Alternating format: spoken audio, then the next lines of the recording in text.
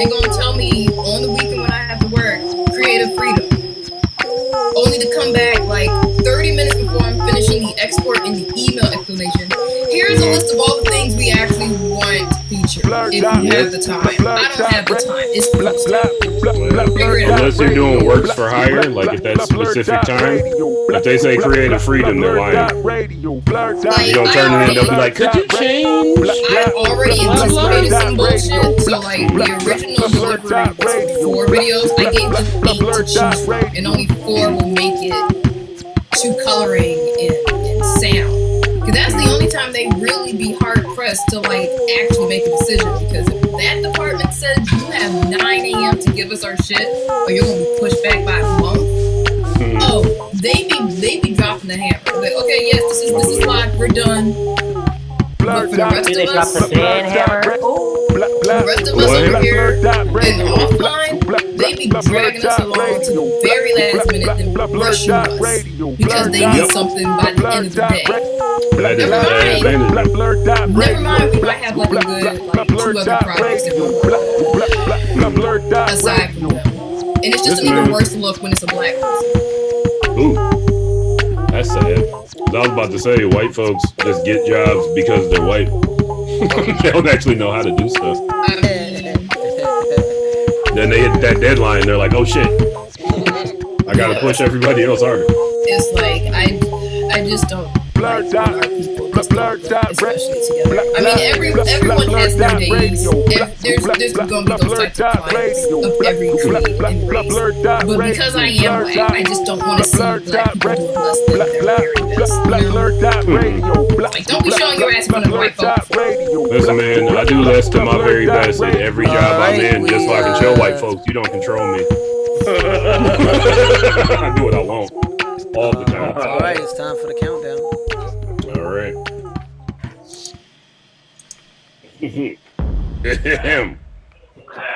10, 9, 8, 7, 6, 5, 4, 3, 2, 1. What's up, everybody? You're watching BlurdDotRadio.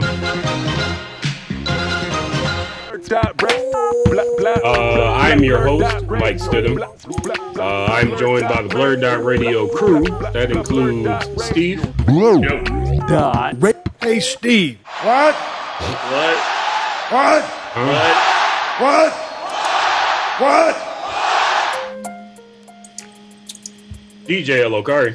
DJ Elokari. It does not include DJ Elokari sleeves. Back to summer DJ Elokari today. Not today. Showing off them guns. Flex for us. Give us a little show. Take us to the gun show. Come on. Pew pew. Did you buy an Ali t-shirt there, Elgin? Hell nah. Ali wouldn't even get in the damn Royal Rumble. It's a shame. DJ Elokari went to the Royal Rumble. He'll talk more about that during his blurred out. His voice also a little hoarse. You can tell a little bit. Yeah, I have to turn myself up. There you go. That's better. Oh yeah, but I couldn't hear you. Yeah, my bad, man. I ain't got no voice right now. For sure. We are also joined by Ash Got Him. It's just a sea of testosterone. Got him! Male presenting everywhere. That's a good way to intro the show. I will be your female presenting face for the night. Female presenting digital face. Yes. In her canary shirt. Yes. Shout out I want to everybody Canary. at home. Shout out to Get him! There it is. We are joined by Kenny. Oh my God! She killed Kenny! You Bastard!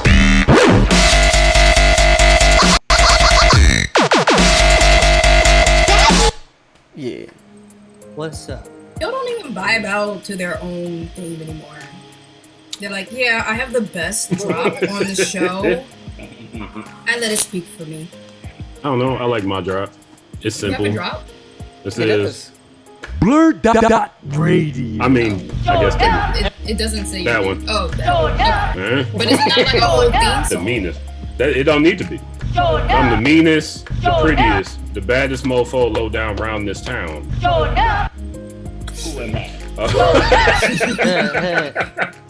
Our very special guest for this evening, and I do mean very special, a dynamic duo, part of the Lo-Fi Collective. I've been listening to one of them since his Black Cinema days, author of the Dope Sessions, host of the Dope Sessions podcast.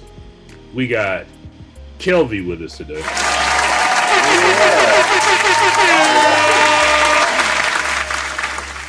What's happening, Kelvin? There it is. We appreciate you coming through. And for the first time on the show, we have Sage. Yo, what's up? We'll get more into their music, which, again, and I'm going to keep saying this throughout this episode, it's fucking brilliant. Like, it really is. I listen to it when I don't like, I'm sitting in my studio making art. I'll put their music on, and you all have an extensive playlist. Like, this is a hard working crew here. How many projects have you all released in the past? Give it like 2 years. You see that? They didn't say 2. They didn't say, oh yeah, 4. No, it's a whole lot. It's a whole lot. These brothers work hard. Yeah. For sure. So folks, we're gonna start this off the way that we start off every episode with Blurred Out. Blurt it out. Steve, why don't you start us off? What have I done? Oh, I finished that show. That sounded like regret. No. What have I done? I watched that show, Archive 81. It was pretty good. Oh, you finished it? Yeah, I finished it. Solid. What do you call those endings? It wasn't a twist as much as ambiguous. It would, yeah, kind of, but like, a lot of misdirection going on. So that's solid. Terrible black lead though. I would have really the guy from Old Jerome. No, I like that guy. I would much rather a white guy be so much more naive, like. He plays naive. He plays naive well. Let me look up his name. You're gonna let a white man tell you, "Hey, come up to this like cabin in the woods and work for me." Oh hell no! They got a black man do that. If white people saying, "Hey, we about to go in the woods to go party. You want to come with us?" I'd be That's how you know it was originally written for a non-black character. Yeah, bro. I'm just like, okay, that's like chill. Oh man. I can't pronounce this person's name, but I'm exactly. Mamadou Afi. Okay. That's about like the black guy who's in Midsummer. Like he the way he plays at college. Oh man. And he plays those parts a lot too. Yeah, it's like he does. it's like I know that black person. Like that's a specific sure. type of jerk. But you know what? Yeah, you're gonna go out there. You're gonna die. Mamo dude. Cool though. Yeah, that might be Mamo. We're expanding past these stereotypes. That's right. Finally, we can be the dumb person in the horror. Yeah, finally we can be. Not only can we be the college thesis writer, we can also be naive. We got range. We can. We're naive in a very specific way though. No, as long as they're not from the hood, it's like, hey, bro, you want me to do what? Go where? Like, I think that's the best way to see like a naive black person is someone who's not from the hood, in the hood. Not like, even where you close, from, Evanston? Oh yeah, I'll go. Yeah, let's go in the woods. I'm down for that. Listen, shout out to Al Temper. I believe he spent some time in Evanston, and that guy rides a motorcycle and carries a pistol. I'm literally on the border. As a Chicagoan, we've all spent time in Evanston, but like. I might have. They got some good Jamaican food out there. Maybe that's not. I mean, they're next to quite the lake, Evanston. so it looks very. I got one. Gorgeous. Yeah. For sure. So I did that, and then, this movie's been pushed on me for a long time, but The Last Duel with Matt Damon and Adam Driver, Ben Affleck. I want to see it. Who pushed that on you? It barely got any advertising. No, I mean, The Last Duel. Yeah, The Last Duel. Okay. It's true that if you don't make a superhero movie, it doesn't get the same push, but there's still timepieces and dramas out. So I gave my movie radar is whatever is in the popular list on the bootleg website. So that's a good way to find movies. It's a good way to find movies. And I won't necessarily watch it if I know I got the app and I already pay for the app. Or I have access to the app, I'm not gonna bootleg it. I'm gonna watch the real thing. I'll give it its numbers. But that's usually I go there first, and I'll be like, oh, that's on Netflix, and I'll just go over to Netflix. Same. So I did watch that movie, The Last Duel. I have an HBO Max legal access now. It's good job going legit with your movie watching. Yeah. Welcome, bud. It's a good place to be, man. You did it, buddy. You did it. Yo, it's a good place to be. You made it. You made it up. Sometimes it's like, yo, you work for that. I'm tired of clicking through the little pop-ups. Russian casino. Looking for a blowjob in Chicago tonight. Yeah, right? Hot milks in your area. It's like, wait, hold up. How did we get here? You got random titties jiggling on the side. It's like I just want to see this Shakespearean drama. It's like hit me up at this message me, boo, and I'm like, no, that's Angela White. She doesn't want to talk to me. Yeah, exactly. I'm not laughing because I know who that is. I have no idea. No idea. It'd be like some random porn star, damn well would not be doing this at all. So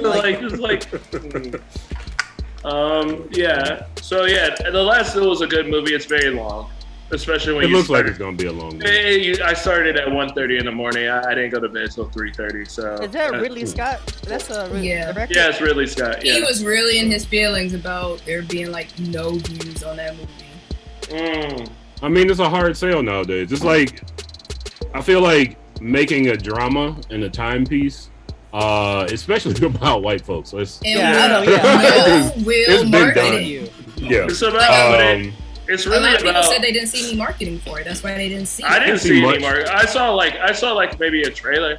Oh my god! I saw a trailer because I couldn't get away from that trailer, to be honest, because I think I'm not sure which app I was using to watch a show, but oh my god! Yeah, I think it was Hulu. I think it was when I was watching something on Hulu for that makes sense. Time. Yeah. It was everywhere. But it just didn't. The trailer didn't do a very good job of describing what the movie was about. And not at all. It's an important subject. It regards women being treated as property and just all that shit. All the shit that conservatives are trying to bring us back to. Yo, dude, they didn't even mention my the Middle Ages. I didn't know Ben Affleck was gonna be in there. Every white man. Matt Damon, I heard he was Ben really Affleck. good too. Yeah, he was solid. Yeah, he was like one of the main characters in the whole thing. Yeah, he was one of the main characters. Like a supporting. Ben Affleck. Yeah, Ben Affleck. Fucking hella hoes. All right. Got that to look forward to in that movie. But yeah, it was a solid movie. It's very long. Out of 10. Like an 8. Okay, that's all. Yeah. I don't know what that means by Steve standards because seriously, Steve. He didn't say it was mid, so just know it wasn't mid. Okay, that's the standard now. If Steve didn't say it was mid, Kelby, what'd you just say? I said, Steve, do you think you would watch it again? No, there's no way possible to watch it again. That bitch is 3 hours long. I ain't got that kind of time, bro. If we shut down again, which is never gonna happen, they'll let us all die before. If I walk but if in, we shut down again. If I was somebody's watching a movie and I walk in on that bitch, I'd be like, yeah, I'll sit down and watch it. But it has to be at least 30 minutes in before I I'm not gonna subject myself. Walk in the room, see us at the beginning, and be like, "Hey, man, I can't." Oh, that's that movie that I watched the other week. Yeah, I did fall asleep during some parts, but also for sure. Yeah, it's solid. Okay. Just real quick, Kelby, you're that's a good rating system, man. Yeah. Kelby, you're a film guy. Have you seen this movie? The Last Duel, no, I haven't. I know it's on HBO Max. I passed it last night. I was watching some other stuff on HBO Max. You was watching South Park. You Weird. I ain't watched South Park in like forever, dude. Like, Dude, it's so good. I feel like there are two camps. There's either I haven't watched South Park since 2003, and then there's I'll watch South Park all the time. I'm in the all the time camp, and I wish I had Paramount because I do want to see those COVID episodes. But Oh, they're so good. why are they not on HBO Max? I don't understand. Well, before we get too far off, oh yeah, no, tell me, I just want to say that was lit. I'm sorry. Look, just to get your opinion, is this something you're interested in seeing? you know what? Like when I first saw the trailer, I was like, maybe. Then maybe was like, no, probably not. Okay. Now I'm kind of interested in seeing it. So It's a very good story. It's a very like relevant story. I don't think they're to like address sexual assault from such an archaic perspective. It's like fucking. It's because the way it's the same way we still do it. It's archaic, yeah, for sure. Yeah. It's caveman shit. And it's disgusting, in a way. And they show this like in every way, not just in a way. In the way. Yeah. Because people will try to skirt around, like, no, it's fucking. They show this environment of like toxic masculinity that just like bred this. You know what I mean? It's like that you can't accuse anybody of rape because the king is in control of the court, especially if you accuse the king's boy of rape. Sure. Like there's no way. It's just like how like there's a lot of sexual assault amongst police officers. Yeah. How are you gonna fucking like put them in jail? For sure. Right. We can't even put them in jail for murder. Yeah. True. You know what I mean? Like. True. Anyway, I'm done. Yeah. Okay. Yeah. All right. Well, thank you, Steve. No problem. I still want to check this movie out. It's on the list after the animated Batman stuff that I have to catch up on. I watched a bunch of those too before that. So Soul of the Dragon was weirdly animated, but not bad. Yeah, not bad. It wasn't horrible. The ending I did not appreciate. Now that I think about it, maybe it was bad. What's that one again, Mike? Soul of the Last the one Dragon? with Bronze Tiger. Okay. The one that was basically Enter the Dragon. But not. Oh, it's on HBO Max now. Yeah. That's what I watched last night, actually. That was one of the things I watched on HBO. For sure. Fist bump. See, that's why Kelby's my friend. We were doing the same thing yesterday. For sure. Well, thank you, Steve. On to DJ Elokari, who witnessed... Oh, wait, no, you said you did not see the sign set on fire at Royal Rumble. Kinda. Saw it a little bit.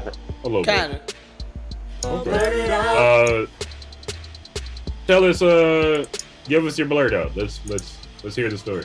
Alright, man. First off, before I start talking, oh shit, I gotta get closer. You gotta get some tea. Don't sound old. Oh, now shit. Let me tell you something, boy. Hold on, you young. You quit slamming my goddamn door. Hold on, you young. Alright, These niggas don't want to work no more. I watched Fox News. I saw all about it. I'm dead. Speaking of Fox News, they were not checking fucking cards at all to go up in this shit. Oh no, the WWF like event? not at all. At most events they don't. I was just like, damn, all right. It was weird. I mean, especially coming from Chicago, like where you can't even go get a damn sandwich without a COVID card. Like it's real out here. So I was like, damn. If they start checking cards at Subway, I'm convinced that. Shout outs to the family that was next to me who left because they was close to shit and their child kept coughing. It's annoying. They're like, they ain't about to call us out. I'm glad they moved the fuck away from me and shit. They turn around and tell them, you cough one more time, you gonna wake the car. Yeah, I'm saying she was just like, I'm like, yeah, you can go the fuck over there. Right. For real, cause you fucking up my experience. I was having a good time. Take your super spreading ass kid out of here. You can get the fuck up out of here, He got lady. his whole life to watch wrestling. Shit, you know what I mean? Get the fuck out. That's all I had to say. Me and my cousin had a great time. This is the second time we've been to a major WWF event. WWE event. The last one we went to in St. Louis, Missouri was the 1998 Survivor Series featuring The Rock getting his first ever WWF championship. That was Chubby Rock. No, that was before Enormous Rock. Nah, this was fresh from Nation of Domination. Yeah, the Rock. Rock. Oh, yeah. He was with the box. With the box. Yeah, He was college real. football Rock. That So was he when the Rock went into his full powers. So yeah, man. Last night's event was a lot of fun. Bobby Lashley, in the wackest way ever, beat Brock Lesnar. You know what I'm saying? It was trash, but it was fine. Shout out to Seth Rollins for coming out in his Shield riot gear. That shit was fire, son. That was, so good. Speaking of fire, yeah. Ronda Rousey set the damn WrestleMania sign on fire from pointing too goddamn hard. Shout out to Ronda Rousey, bringing her ass out. That's because she got her ass beat in the UFC. Hey, man, you know what? Look, I'm gonna say this. I'm gonna do it like this, bro. Because here's the deal, bro. You had women working their ass off all year. Her little Goop Mountain whoop the bop ass brought her ass out, not doing nothing, and we ain't gonna get the match we want. They gonna have her fight Charlotte. That shit gonna be whack. Everybody wanna see her fight Becky, but this shit weird. Oh man, put her back in the octagon so she can get her teeth knocked out again. Man, you know she ain't I'm sorry, I would never say that about a woman Belair that wasn't a professional fighter. I think Bianca definitely won. She's a professional fighter. That was some bullshit. Bianca eliminated one person, only one individual in the entire damn match. You and Kelvin were talking at the same time. I lost Bianca Belair, she won the Royal Rumble last year. She main evented WrestleMania last year with Sasha Banks, who got eliminated after 7 injuries. Entered at number 1 and hit the split in the first 10 minutes. Did. Woo! Woo! Go ahead, Sasha. Sasha was pee popping. I was like, okay, all right, Sasha Banks. They pussy popping wrestling Let's now? go. I shouldn't be surprised. It was great. Shouldn't be surprised. I didn't. Hey, she hit the That's split, cool. and I was like, okay, Sasha. And she did it against the split's master, Melina, who they did dirty as fuck. She came out, made everybody excited, and then they eliminated her immediately. Like sexually excited? Because I feel like that's where this is going. I wasn't going there. I was just like excited. No. People were. She's a great wrestler. Getting my images mixed up. Stop being a pervert. Man. Pussy popping was mentioned 10 seconds ago. I said pee popping for the record. Wait, on a handstand? No, was it on the She hit a handstand? split. She hit like the first frontal split. It was really Against the impressive. turnbuckle? Wait, in a Sailor Moon outfit. In a Sailor Raw. Moon. Oh, I did see the Sailor Moon outfit get posted. I think Raw. Ash posted that. Yes. Yeah, I didn't know what was happening. She had a Sailor Moon outfit. I'm like, is this He was wrestling. It was Is great. this wrestling? It was Like, great. no, Yes, it idiot. is.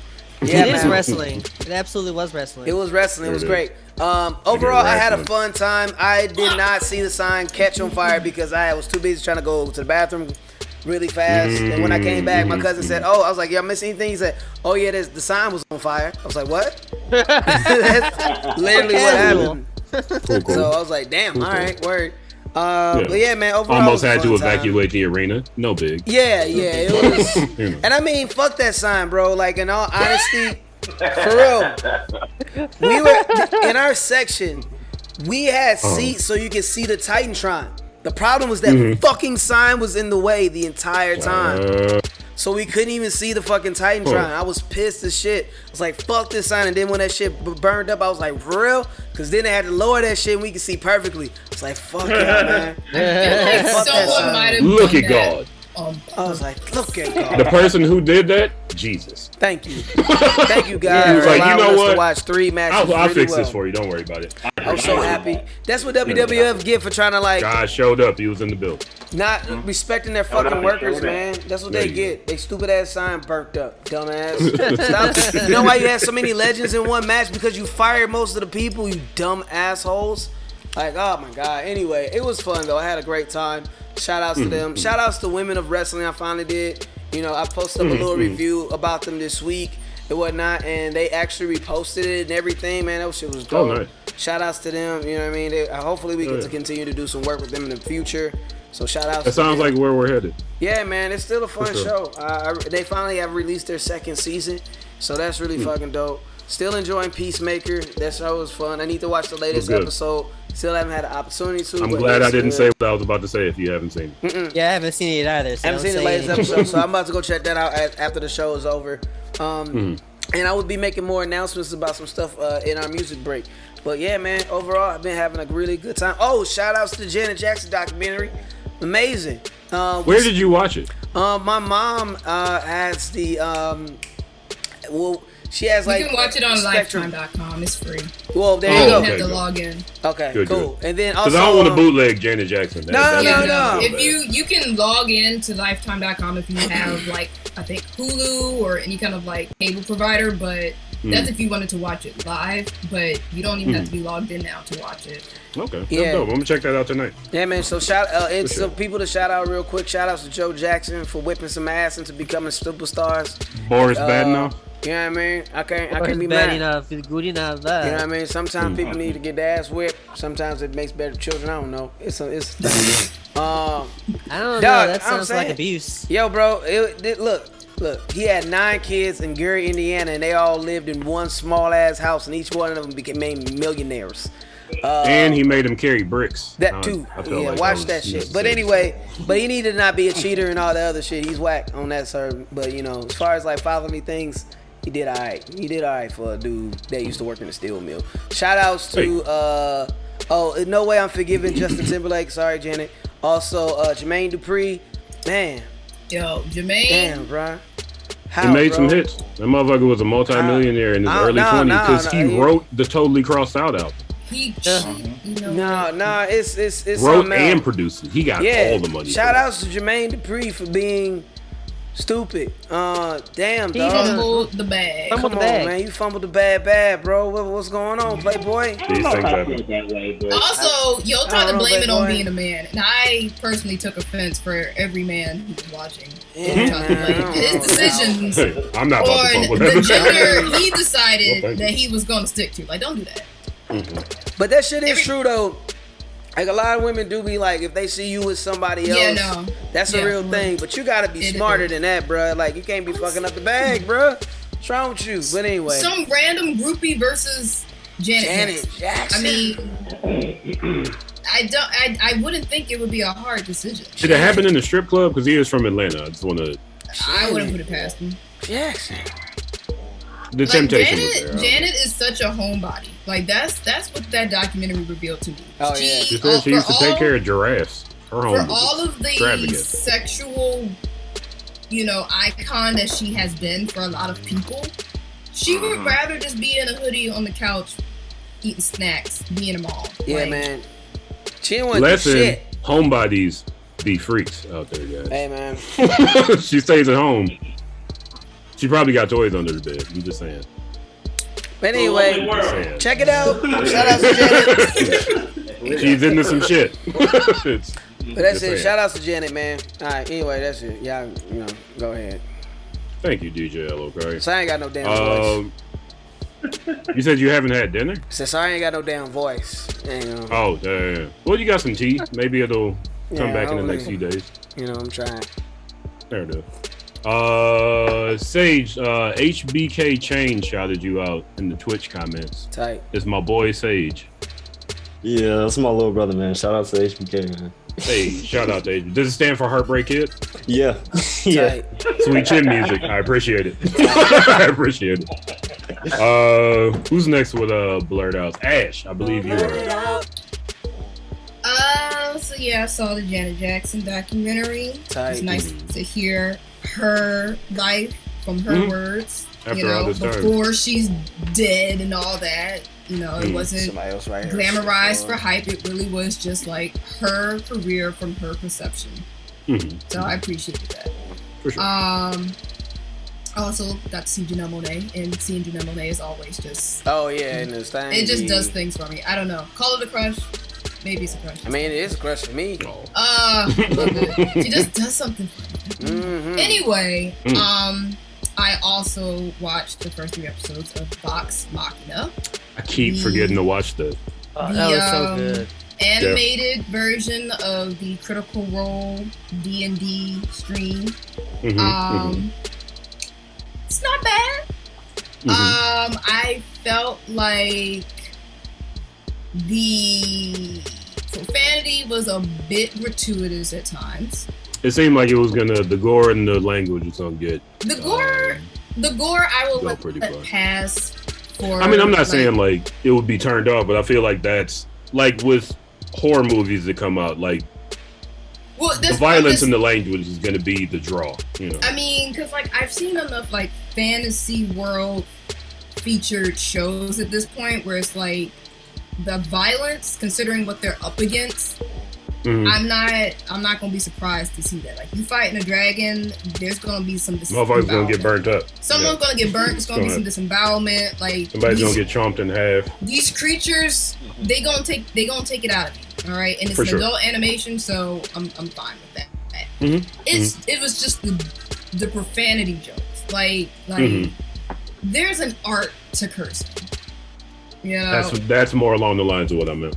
Like, people, if you just kind of there's just a way that you can curse and it hits. Like, Castlevania did that. Like, they weren't above dropping some F-bombs and stuff like that, but it was sparingly, and when they did, it just hit. And the way they do it, it feels like friends sitting around a table playing D&D, just cursing their asses off. So, you know, I guess to that point, it's relative to its source material. I do like the characters. I like their bond, how they are kind of like a found family of sorts. I immediately gravitated to the rogue before I even realized he was the rogue. I always claim I'll be the rogue when it comes to D&D roles. But yeah, I liked him, and I think that's his twin sister. Vex and Bax. Yeah. It was funny though, because like one of the characters, she didn't really call them out. She was just saying, she's like, Vex and Bax are gonna do their own thing. They're like, well, fuck you too. Like, and in my mind, I was thinking that is exactly how I would have responded to somebody. So I'm like, okay, y'all get points for that. But yeah, by episode 3, it looks like they're going to be following one of the main characters, Percy. He has a long ass name. But his story looks interesting. Like, his backstory, his character, what he's gone through and is going through, definitely has me interested into tuning into the rest of the show. Okay. Cool. Yeah, apparently that's part of a longer campaign. Yeah. From the show as well. So these stories come directly from campaigns, like this. So they're adapting. So like, which is a smart thing to do. I'm shocked that nobody's done that yet. Yeah, I didn't even know this was like they kickstarted to get this thing funded for Amazon. Like, this is fully fan backed. So like, I'm gonna look this up so I can figure out how much it costs to get a. And then the voice they made the money. They made the money in like a couple hours. Like, it was like I think it was like 70,000, and they raised 100,000, something ridiculous. Really cost $100,000 to get on Amazon? They ended up raising. I think they ended up raising it. I think they raised 11 million. It was something crazy. Yeah, it was wild. They raised a lot of money. But they got some like good voice actors. So I'm looking forward to that. In fact, old girl, what's her name? Gray something. She does the voice of Azula. As soon as her character spoke, I was like, that's Azula. She just plays condescending bitch so well. That's just her default voice. Everybody's got a talent. Hey, it was. So, yeah, it's decent. Give it 3 episodes. If you're on board after 3 episodes, then it's for you. If you're not, for sure. Then the things that I have 3 of them are already out. Yeah, they got the 3. So yeah, I think the things that I mentioned again would be what turns some people off. There's some nudity. I did see a troll. Elf titties. I saw elf titties and troll balls. That's not selling it right there. Hey, if you're gonna see titties, you're gonna see balls. This is the world you're living in. Well, no, it's specifically elf titties. Yo was going down right there in front of her mama, bro. That's hilarious. Like, pushed his hair right back down to business. I'm like, oh, fucking naked. Basically, you can see their public hairs. And the news. What more do you want from me? In the news. Oh my god. Okay. Well, thank you, Ash, for that blurt out. Out of 10, what do you give it? 7.5. Is that on 3 episodes? I guess that's not bad. That's not bad. Kenny, what you got? I watched Fox. Machina yesterday. How was the titties? I really enjoyed it. I think the Amazon animation shows are really good to me. Period. They do decent animation. Yeah, I think it's above decent. I'm shocked at like that. This and Invincible have just been like, it's not necessarily been the story first. It's been like the animation and like how the action scenes look really like. I guess I compared this to One Punch Man in season 2 and how terrible the animation looks to that. Like, there's a way to make a fight It gets better scene. after a few episodes. No, it doesn't. This was One Punch Man season 2. I watched it and I was terribly critical until I watched the rest, and I was like, it just after they fucked up the serious sideways jumps, I was like, I threw it out for like 2 months. Yeah, they lessened the blow because season 1 was perfect with the fight They scene. definitely So lessened the blow. because also too, that's the animation house they left as well. So For sure. that's part of the problem too. That was the biggest issue with One Punch Man, which Did you say biggerest? I know I put my finger in my mouth. The bigger issue. If you did say biggerest, I would appreciate it. But no, I before even just getting into the story, I just really enjoyed the animation and like I love just violent shows, like especially violent animations. Oh yes. So it was really, really bloody. I loved it. Like the dragon in the show looks incredible. Nice.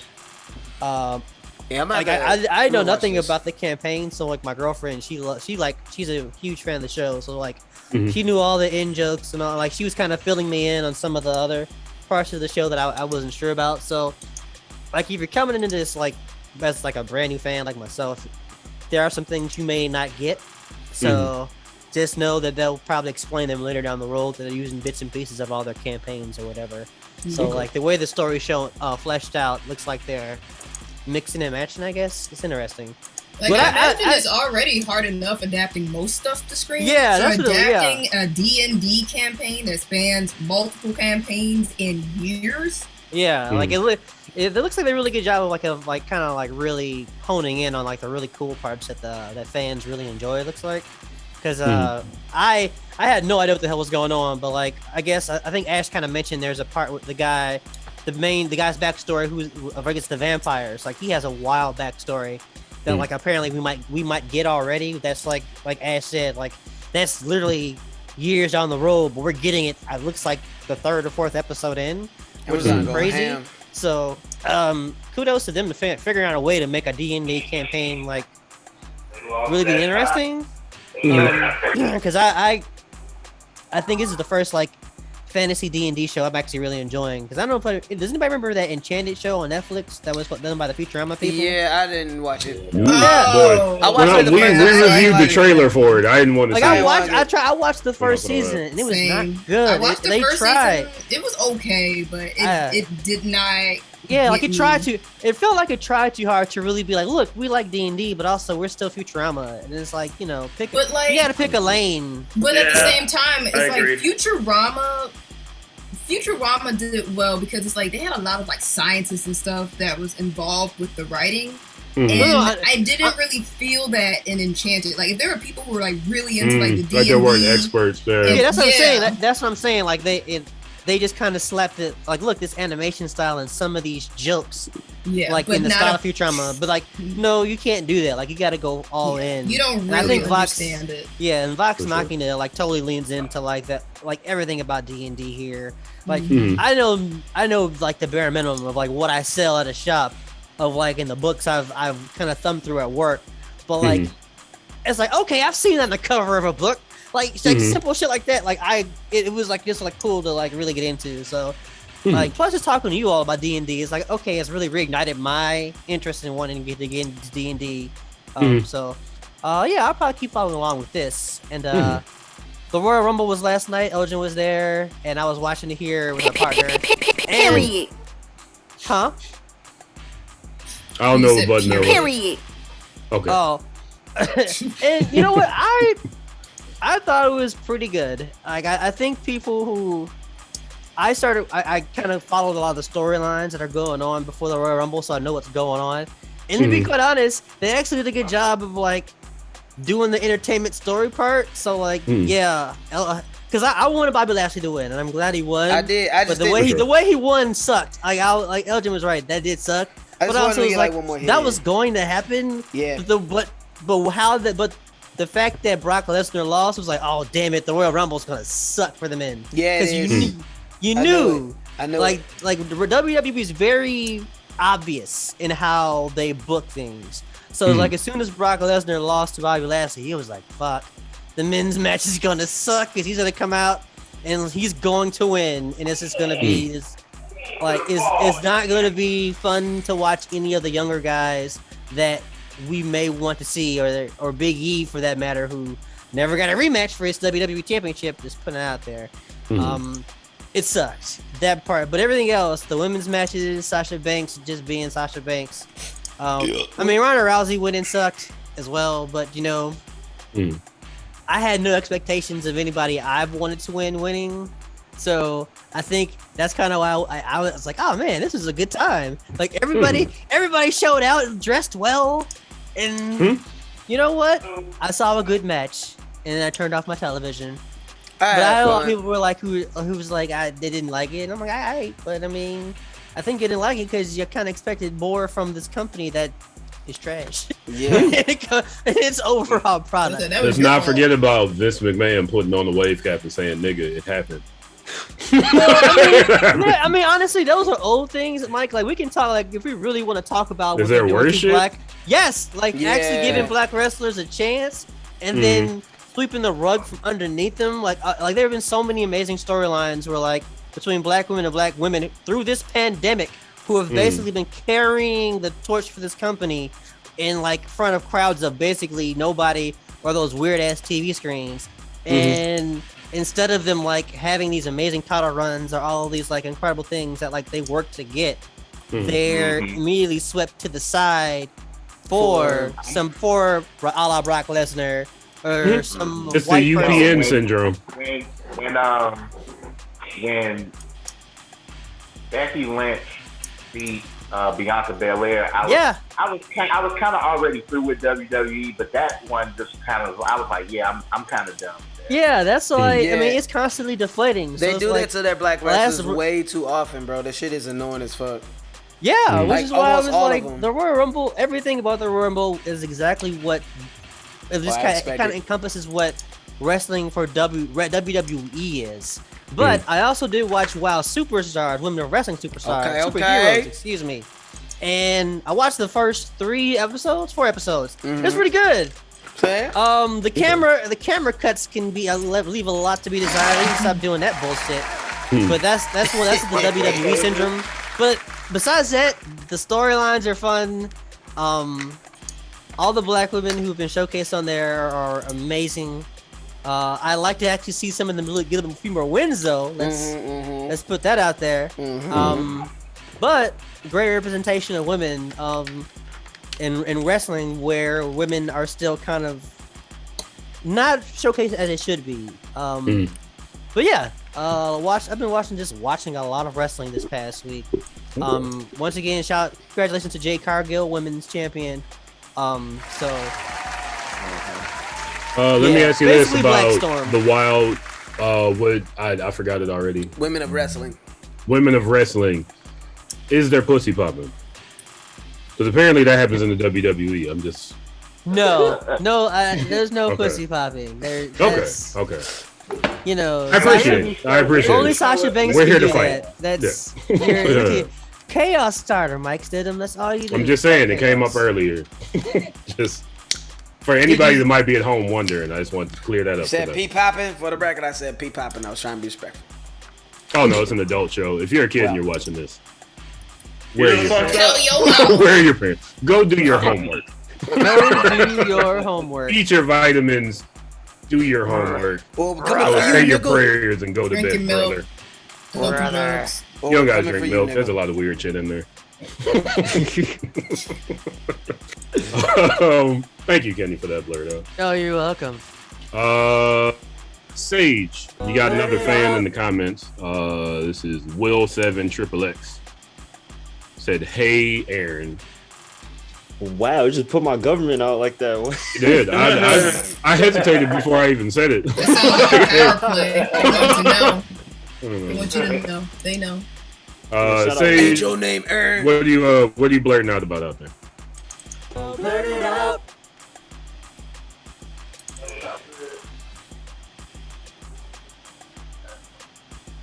Sage? Yeah, what happened? I'm sorry. What's one geeky thing that you've done this week? Geeky thing I've done. I rewatched Cowboy Bebop. Oh, which one? The Netflix series or the definitely cartoon?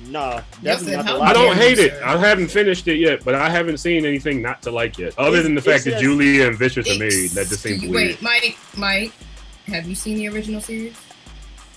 Nigga, I'm 40. I don't care. That is not an excuse. That is not I've an seen excuse. it multiple times. I got it on VHS tape. When's the last time you saw it? I watched it before I watched this show. Okay. But as far as like fucking up the story, yeah, they fuck up the story, but they do that with every remake. I was just trying to get, Yeah, I'm the only context. person I know that doesn't hate it, but right. maybe I'll hate it by the time I finish it. I don't know. And with the series so fresh in your mind at that.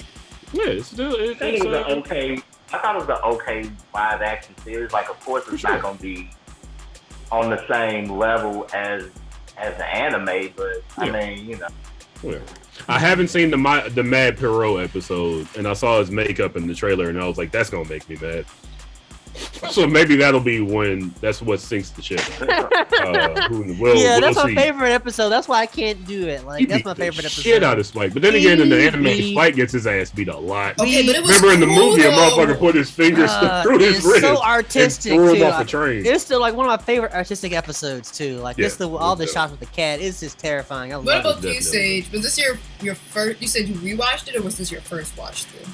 I rewatched it. The first time I watched it, I was a little kid. I used to watch it with Kelby, but I was like so little, I rarely remembered it. So I'm like, let me go rewatch On it. Adult Swim when you was supposed to be asleep. Right, exactly. Exactly. Yeah. Kelby's a bad babysitter. Look at All him. I like the At 1 o'clock intro in the and morning. the outro. I don't really understand the story, but it's cool and it's cartoons. Right. The soundtrack too. I was like, oh, this is dope. I gotta mess with it. Really was. Yeah. Upon watching it again, what did you notice that you didn't notice the last time you watched it?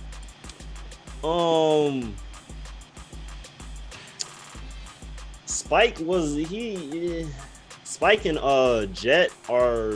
I thought they was like. I don't know why I thought they was like beefing when I was a kid. But they wasn't really. They more like brothers now. Now that I realize it. But when I was kids, it seemed like they was beefing. They wasn't really messing with each other. That's because they're broke. They just argue a lot. Right, exactly. When you're broke, you argue with your family a lot. That's the funny part. That's the funny part. Like you the people you love. Like when y'all broke, I just argue. Yeah. Like, And on being top of broke. that, What do you mean you don't got beef in this broccoli? right? And he kept lying about what's for You said dinner. this was beef and broccoli. Ain't no It's like- beef in this. Turn that shit down. It's so loud. Ah. Between him lying about having beef and then him having to tell him, well, first of all, nigga, all the damage you did on the last mission, I had to pay for this, I had to pay for this, I had to pay for this. Don't tell me shit about what I made for dinner. It was like, this is my house. You can get the fuck out. Oh, he said that though. He basically told him, like, Spike, you better not come. Don't step on this damn ship unless you got a bounty. He'd be like, I ain't got no bounty. Bring your ass in here. Right. He's trying to kick him out so many times and he can't Like they do it. really just are a married couple. Like they're married. He's such a man. They're That's part the of this one cold thing. bounty hunters. You know, That's the one thing I can give ride together, die together. the live action for. They really captured Oh yeah, their arguments are hilarious. Jet as just like the ship dad. He was the dad. I mean, they made him an That and the guy actor. that I can never remember his name, but the actor that played him, nobody else could have played Jet Black that Mustafa? well. Was it Mustafa? I think it's Mustafa. One of the greatest names in the history of names. Right Your next name to is Mufasa. Mustafa. I don't want to fight you. I don't care how big you are. Mustafa. I'm gonna get my nigga Mustafa. You know, we can talk. I'm sorry. If his name starts with Moose, I'm not gonna fight him. That's scary. Sage, do you have a favorite Cowboy Bebop episode? I like the one where Spike went. It was his girl that like Was it he had some Julia? type of relationship. Yeah, that one. When she was in the hospital, that was my favorite one for sure. Wait, when she was in the hospital? She was in the hospital. No, my bad. Spike was in the hospital, and she was like whistling that song to him. That I think that was folk a blues, flashback. right? Yeah. Was that in the real folk blues? No, Were okay, they focused on that? there's- Because I know it's a part 1 and a part 2 in the last episode. I think it's- but he could be thinking of Battle of the Fallen Angels. Mm-hmm. When he had he had a memory of when he got shot. He got shot at the cathedral. He That's was when he flashing lost his back. eye. Flashing back to when she took care of him, and when he woke Uh-huh. up, he was on the couch with Faye. Faye? Yeah. And he is like, "You fucking the song up." Like, "Oh, fuck you, nigga." Shout out to Ash. Definitely got it right. Yeah. Ash is our anime expert. Yeah. Listen, I have the Funko Pop scene of Spike versus Vicious in front of the front of the cathedral window. Oh, I'm sorry, it's down on the ground. Yeah. Now that in the live action looks pretty damn good. See, that's another part that I'm worried about. That I'm going to get to that episode and be like, man, what? Because the only time that I've said, man, what so far in the Netflix series is the fact that Julia and Spike, or not Julia and Spike, Julia and Vicious are married. And I'm like, that takes away from both of their characters. Yep. The Vicious in the cartoon, yo, cried tears of blood. He's not marrying nobody. That motherfucker's a ruthless killer. Why is he going to marry somebody? I also don't like what they did with Faye. Like, I don't mind her personality, I just didn't care for it compared to Femme Fatale Faye in the anime.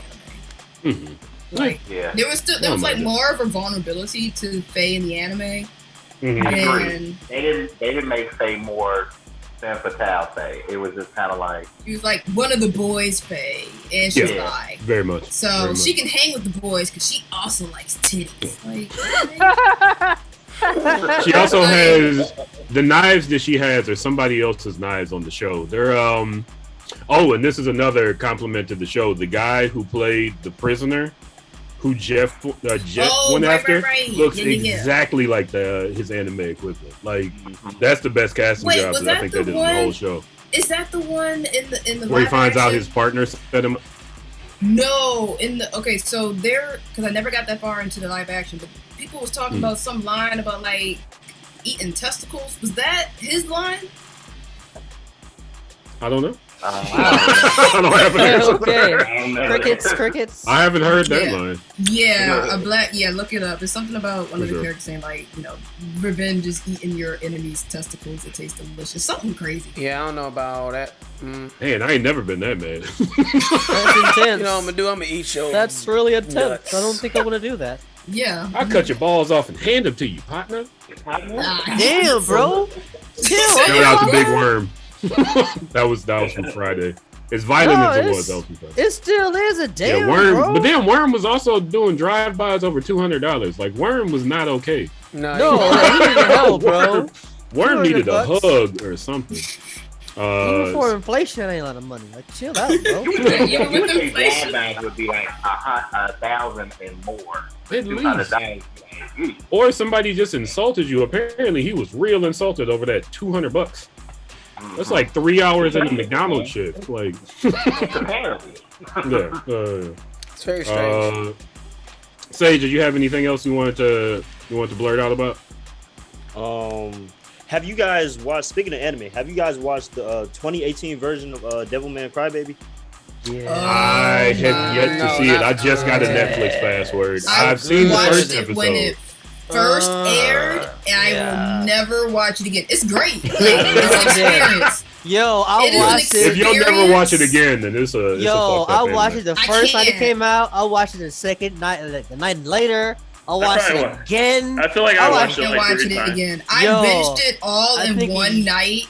I think I watched a bitch like every month at least for that year. I just want to point out, I bought the Devilman live action movie, and I watched the original Devilman and the 2 sequels in the anime. I'm glad that it got good because it was bloody, but it was stupid. It is. Oh yeah, it was not good. I never understood it. Yeah, and the original live action was like the worst live action adaptation. I don't do live actions, but the OVAs. It was the Japanese live action, but then Japanese live actions also. Yes, they're not very good. No difference. The 2018 Devilman Crybaby though, like I so recommend watching it. It's just I can't watch it again. Like, yo, if you're a horror fan, I recommend you watch that. It's so good. It's the surprise for me. That's part partly why I can't watch it again, because I went into it not knowing what to expect. And like the last 10 minutes of the first episode, I was like, yo, what the fuck? I told my brothers, I was like, yo, watch this. And it's like, yo, what the fuck? And plus, nigga like skied on the ceiling, and it was like disgusting. That scene was I loved it. It was hilarious, but disgusting, because even he was disgusting. But then that's always been like the first. I love weird shit like that. I believe there are 3 Devilman animes, and they're all like that. There's a demon where she squeezes her titties and like acid shoots out the nipple, and then somebody rips her titties off. Like that happened. Oh yeah, somebody got their titties ripped. Apparently, that's a Devilman staple. Tits got to get ripped off. Getting your titties ripped off. Your titties got to get ripped. Well, considering it looks like this is like a cyclical phenomenon in the Devilman Crybaby universe or what have you, I wouldn't doubt it. Like this is just life repeating itself. It's a thing. Freddy Krueger has kids sing a song for him, and Devilman boobs get ripped off. You gotta have your thing. So Sage, you're into that anime? Yeah, that's probably one of my favorites, if not my favorite. I can't really explain, because it was the fact, like Ash was talking about earlier, when you watch it and you sitting there like, what is going on? And it's like, when it comes to shows like that, I don't know why. The more confused I get, the more I like it. Or the more wild or unexpected. It gives you more to figure out. Yeah. Like just like the other show that Steven was talking about, Archive 81. I was, man, I'm not gonna lie. I'm used to watching horror movies and stuff, but even I think midway, I had to take like a quick break, say my prayers real quick. It's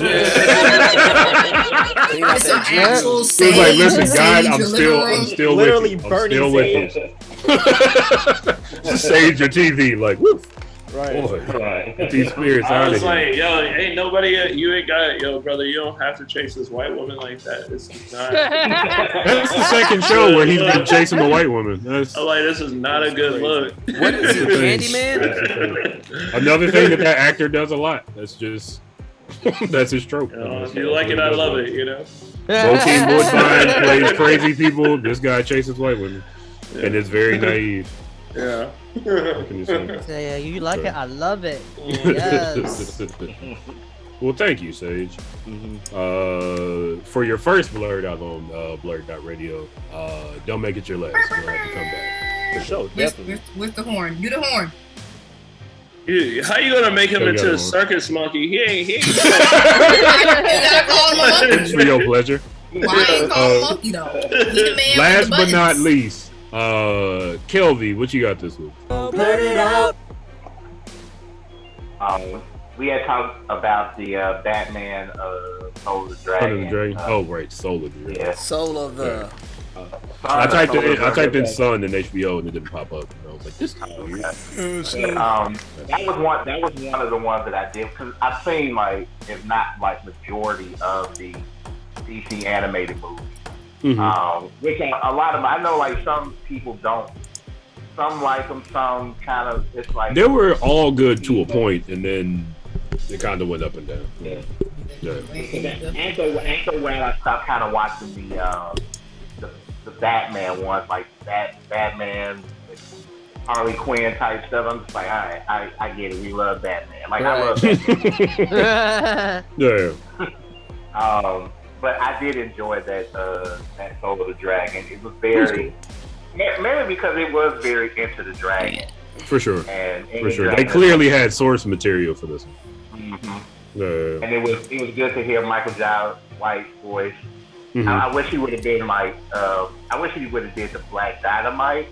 I am smiling. I pick up the phone. Don't you interrupt me when I'm doing my kung fu. What else did I see? Peacemaker. I'm caught up on Peacemaker. Good show.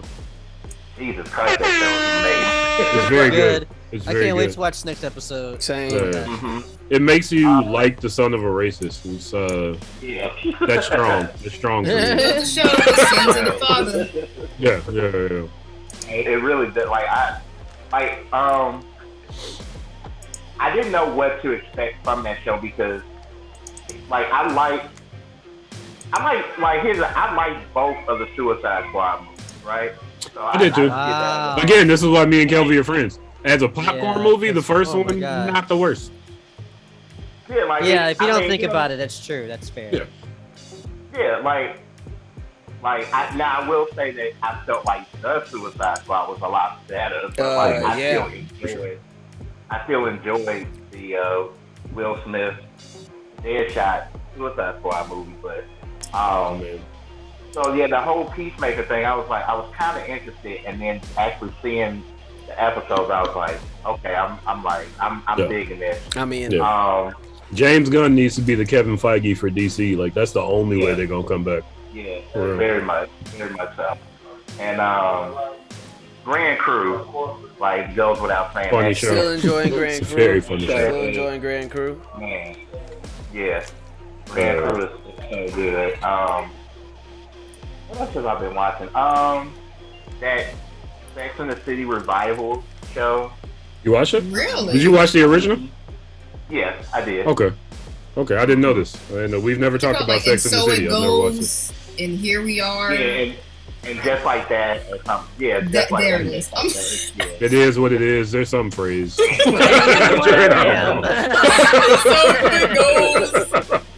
wait. What was it again? What? Sex and The actual one? I don't know. Yeah, the actual name. And just like that. And just like that. Okay, I'ma still fuck it up again. Shout out to Wallow.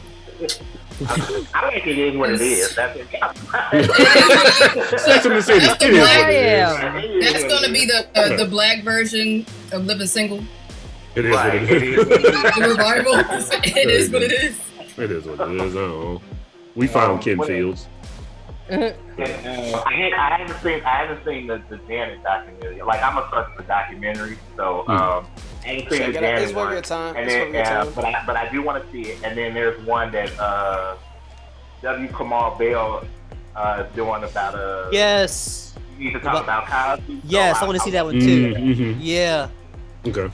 Yeah, they got one. They got the I like Heifer those kind of too. documentaries because it kind of forces. I don't know if it really forces people, but there's that back and forth that you have with in your mind as far as like can you separate the artist from the art type of thing, and I like seeing things like that. You know what I'm saying?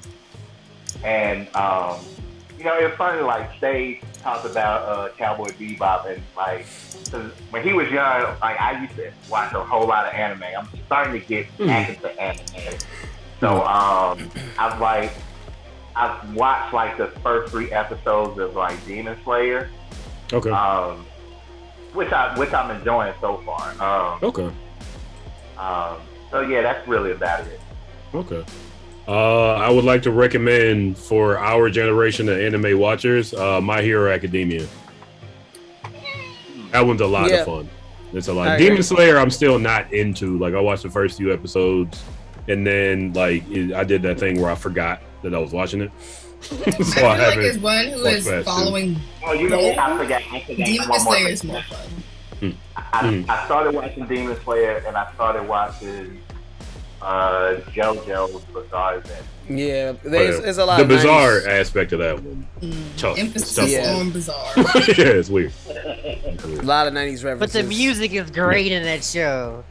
Hey, watching listen. that show high as fuck. And just Nothing says to me the black folks made it in the world more than Jodeci being in an anime. Jodeci, yes, Like, so great. That right there just so says great. to me like, yes. I was, I'll never forget it. It was just high as hell, and I'm like, wait, is that Jodeci? Watching this is like, yo, Can't be. What? Like, when to pause This the is a episode and just like, Japanese show. shit, like I was just like clapping for Jodeci, just like you would have made it. That's heavy. We out here. We out here. For sure. All right. Well, thank you for that blurred out, Kelby.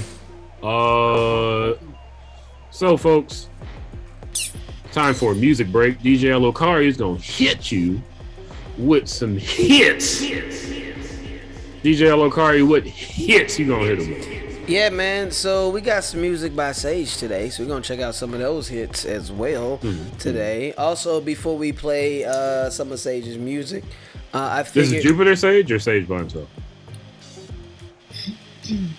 Kelvy, is this you? There it is. There it is. Continue, I'm sorry. Yeah, so it's some tracks by them that we're going to be playing today. And also before then, we are doing a music video countdown.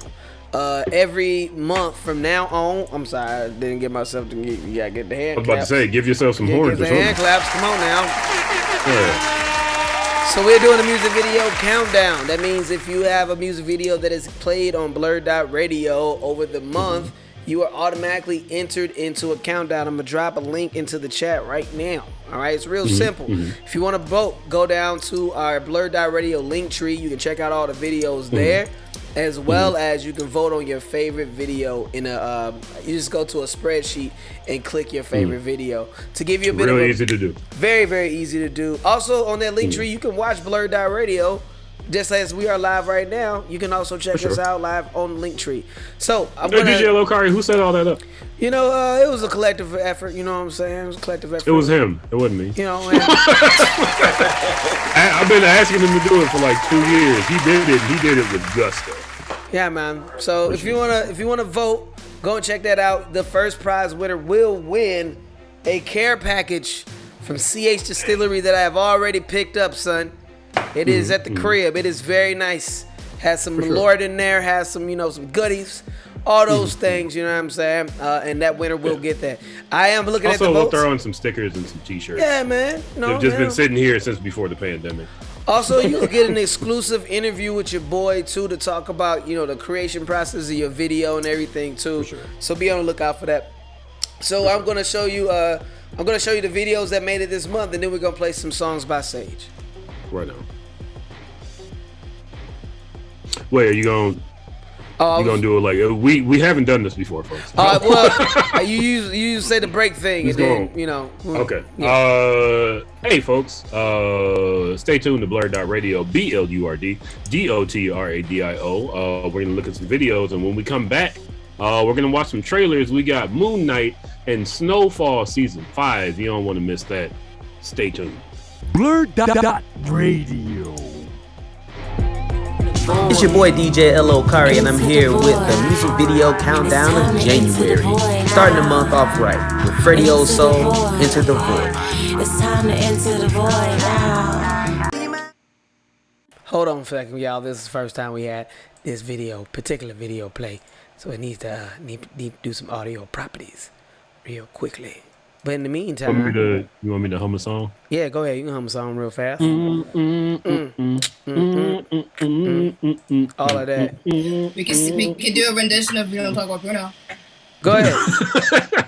All right, you start singing the lyrics. I'll put some music behind. You gotta do Pepper's husband. You Felix. I don't know the words. We don't talk about Bruno. Okay. We don't talk about do you know the words? Bruno. No. Bruno, you know the words. I do, but I can't play Peppa and Felix. Yes, you can. You gotta do one of them. It's hard. All right, never mind. We're done. It's your boy DJ L.O. Curry, and I'm here with the music video countdown of January. Starting the month off right with Freddie Old Soul, Enter the Void. It's time to enter the void now. There you go. Hello, Curry, and I'm here with the music video countdown of January. Starting the month off right with Freddie Old Soul, Enter the Void. It's time to enter the void now.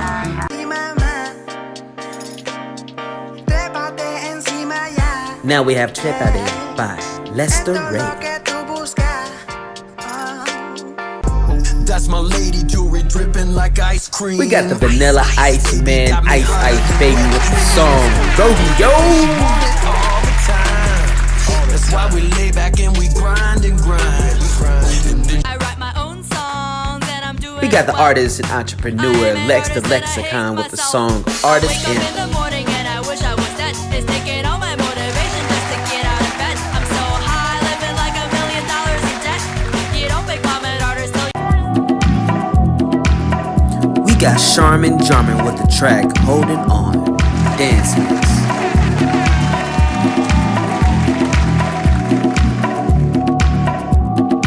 Still I'm all alone. We got Maintain by my boy Mike Spence. When I'm also called a rap.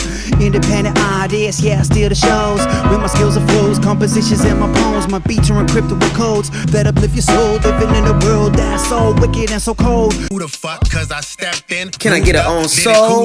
We got IDLY by Orlando Blew it up, take the volume and made them boost it up. Got the pussy, blew it up, sounded like I used the... Rounding off our list, we got Perfect Wife by Wild Tasha. Shout outs to Tasha. Who's your favorite, y'all?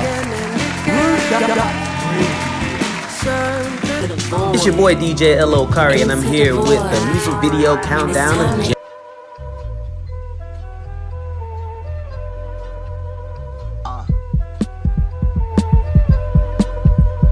Yeah. They say I'm Donald Glover, maybe I'm a weirdo, you know.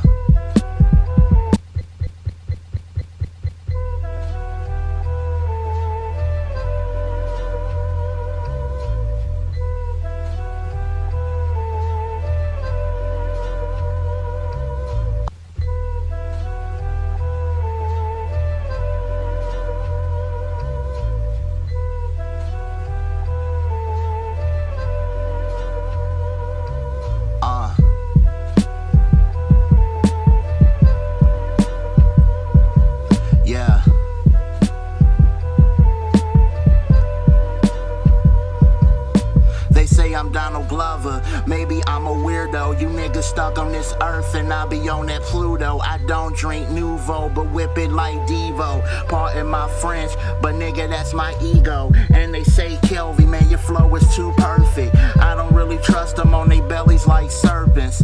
And they can say that they can't get with me, but here, hold my umbrella, Farnsworth Bentley. Thank you, bass God, little B to the industry. It's funny how it started, cause people never believed in me. Let's see my frustration, you gotta take it easy. But if it was easy, then it would be easy. It's funny how they all criticize, then they fucking need me. I see them hungry and they yelling out, feed me. I don't wanna give them too much, they too greedy. I remember when they said they didn't need me. When I first started rhyming, you niggas started to question. Y'all couldn't see through my essence. Cause all I wanna do is make movies and MC. But some people can't really know about your dreams, cause they'll bury everything before it happened. And for a little bit, that's when I stopped rapping. And people say they wanna mess with you, don't even work with you. And they'll just treat you like a dick and fucking jerk. And that'll come from the people that's truly close to you. To tell the truth, that's the shit that's gonna hurt you. Had a notebook full of rhymes, I put it to the side. Kept saying, I'ma do something with them another time. Then I said to myself, I'ma turn it to a book. And hopefully, this right here can give me another look. Then, really from my heart came the fucking dope sessions. 3 volumes, I had to put it out, that was a blessing. Now I gotta keep my opportunity coming, cause ain't nobody gonna take it from me, I'm keeping running.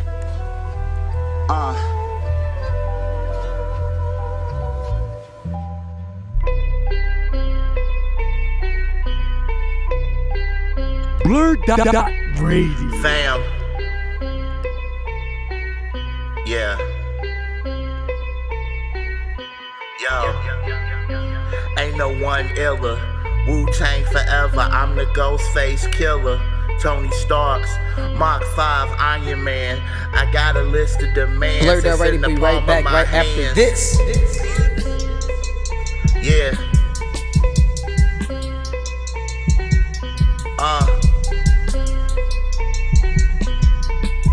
Yo. No love lost.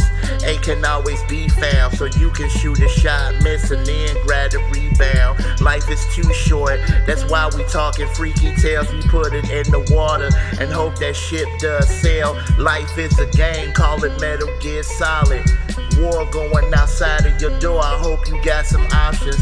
Tommy Dreamer, the innovator of violence. Lost to a pirate, self-deprecating science. Superman, you couldn't beat me with kryptonite. Go tell the news, Walter Cronkite. And I'm 16-year-old black dynamite. That's an inside joke, dude. Good, great ghost. We don't eat you like Whole Foods. And I'm a superstar. And I'm driving Tracy Chapman's fast car. And your flow is elephant, they call you bad bar. Hope this industry can take you that far. Whoa. Yo, ain't no one iller. Wu-Tang forever, I'm the Ghostface killer. Tony Starks, Mach 5 Iron Man. I got a list of demands that's in the palm of my hands.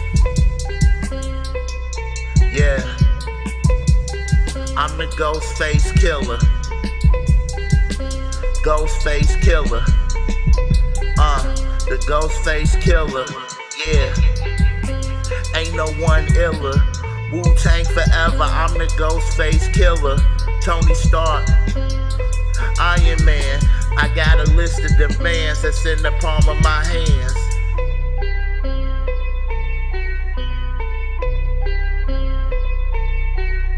BlurdDotRadio.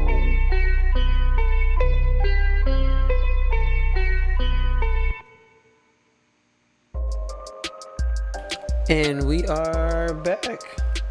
You're watching BlurdDotRadio. Once again, I'm your host, Mike Sinham. I am joined by Steve.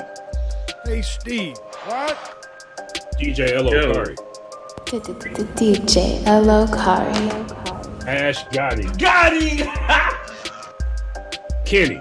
Oh my god, she killed Kenny! And our very special guest, Kelvy and Sage of JupiterSage. Now, before we get into these trailers, DJ L.O.Kari just hit you with some hits. DJ L.O.Kari, what hits did you hit him with? Hey man, so first off, we started it off with the music videos being played on the music video countdown. Again, if you want to vote, it is right in the link below. Go check that out and vote. Vote. You know, if there's really a video you did like, make sure that you actually go and vote for it. Because I already see like a bunch of videos that's getting voted for that's well into the lead. So if you want somebody else to win, you might need to vote for your favorite one. That's all. Technically, that's talking under the table. Just saying. Talking over the table. Just saying. Some of these videos in the lead. So if you want to vote for one that you like for real, make sure you vote for them. But secondly, we had some videos from JupiterSage. 2 songs from JupiterSage. Y'all want to talk a little bit about that? And your new project. Yeah,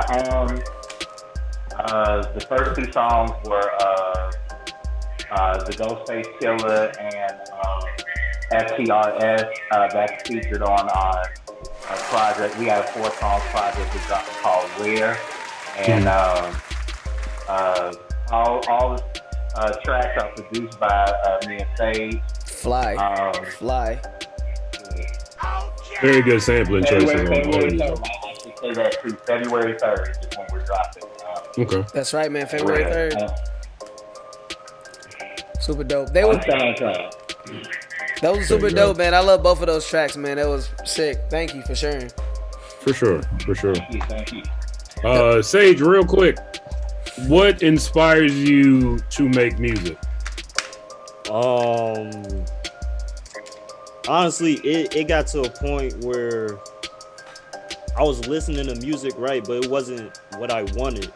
So then my thought was, just make it yourself. You know? I'm not gonna keep listening or wanting something. I might as well make it myself. So nice. Yeah, that's basically what started it. For sure. Long ago, when I could make beats, I can't no more. that was my thing. I didn't like No Limit when I was a teenager, and I was like, damn, I can't hear nothing good. I like it now.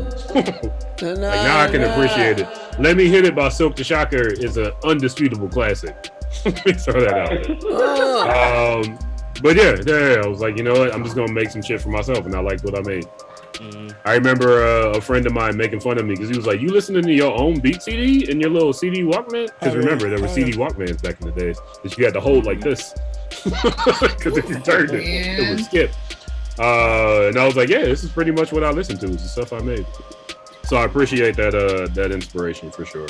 Tight. So folks, time for some trailers. This week in the trailer section, we have Marvel's Moon Knight and Snowfall Season 5. DJ L.O.Kari, which one of these do you think we should talk about first? I mean, we're talking about gang shit, so we might as well start with Snowfall. There it is. Gang. Crack sales in LA. All I'm on. right, let's get it. Oh yeah. Let's do it.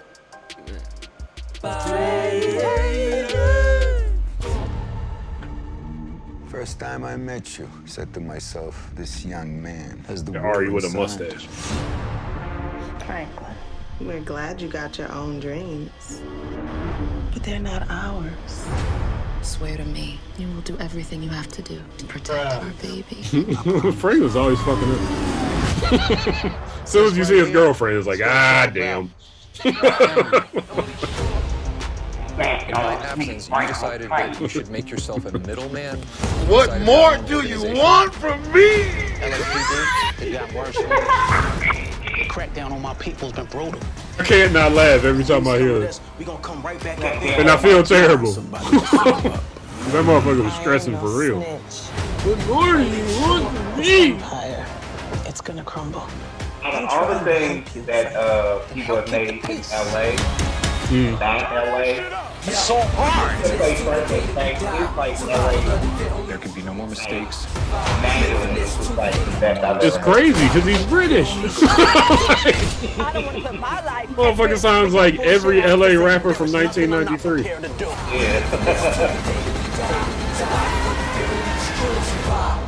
Nothing tears a family apart. Fatality.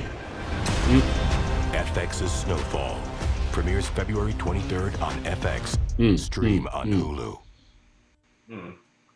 All right, so I got some thoughts. That's all I'm on. First and foremost, that's all I'm on.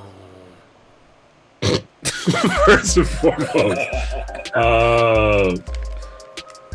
I am excited to see how Franklin's gonna fuck up this season because he's always fucking up.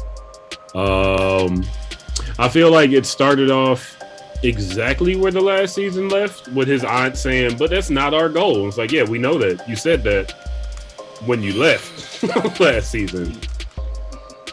I don't know why you felt the need to lead with that. It's interesting seeing Damson Idris look older. Because mind you, he's like 29, 30. He's not as young as he plays on the show. But it's always interesting to see an actor mature into their role. I don't think it's going to be bad, but I do think that they are 3 seasons away from John Singleton's vision. And I'm wondering how long they're going to be able to hold this up. And I feel like this might be the one where... But then again, I thought that last season. It wasn't bad, even though it was just a whole season of Franklin losing and then winning in the end. So... Was that the season? Last season, that was the season when John Singleton passed, right? I think John Singleton passed. Was that when he passed? This pandemic fucked up my perception of time. It was either that one or the one before. Yeah. It was one of those seasons. One of the seasons where John Singleton passed, I was like, well, that's it's over. Yeah. Like, I was like, well, it's over. But then it ended up being a good season. There's so much source material. The crack epidemic is like it spans decades. I remember watching an interview where it was Freeway Rick Ross was getting interviewed, and they were like, "Is this about you?" And he was like, "John Singleton's real creative." Let me just throw that out there. But yeah, Snowfall is like in my top 5 favorite TV shows that are still running, so I'm definitely gonna watch it. But my expectations are not high for this season. You know what I gathered from like watching Power and like stuff like Power and Snowfall. Like the smartest dude gonna be like really dumb. Like oh yeah, like business smart but street stupid. You know.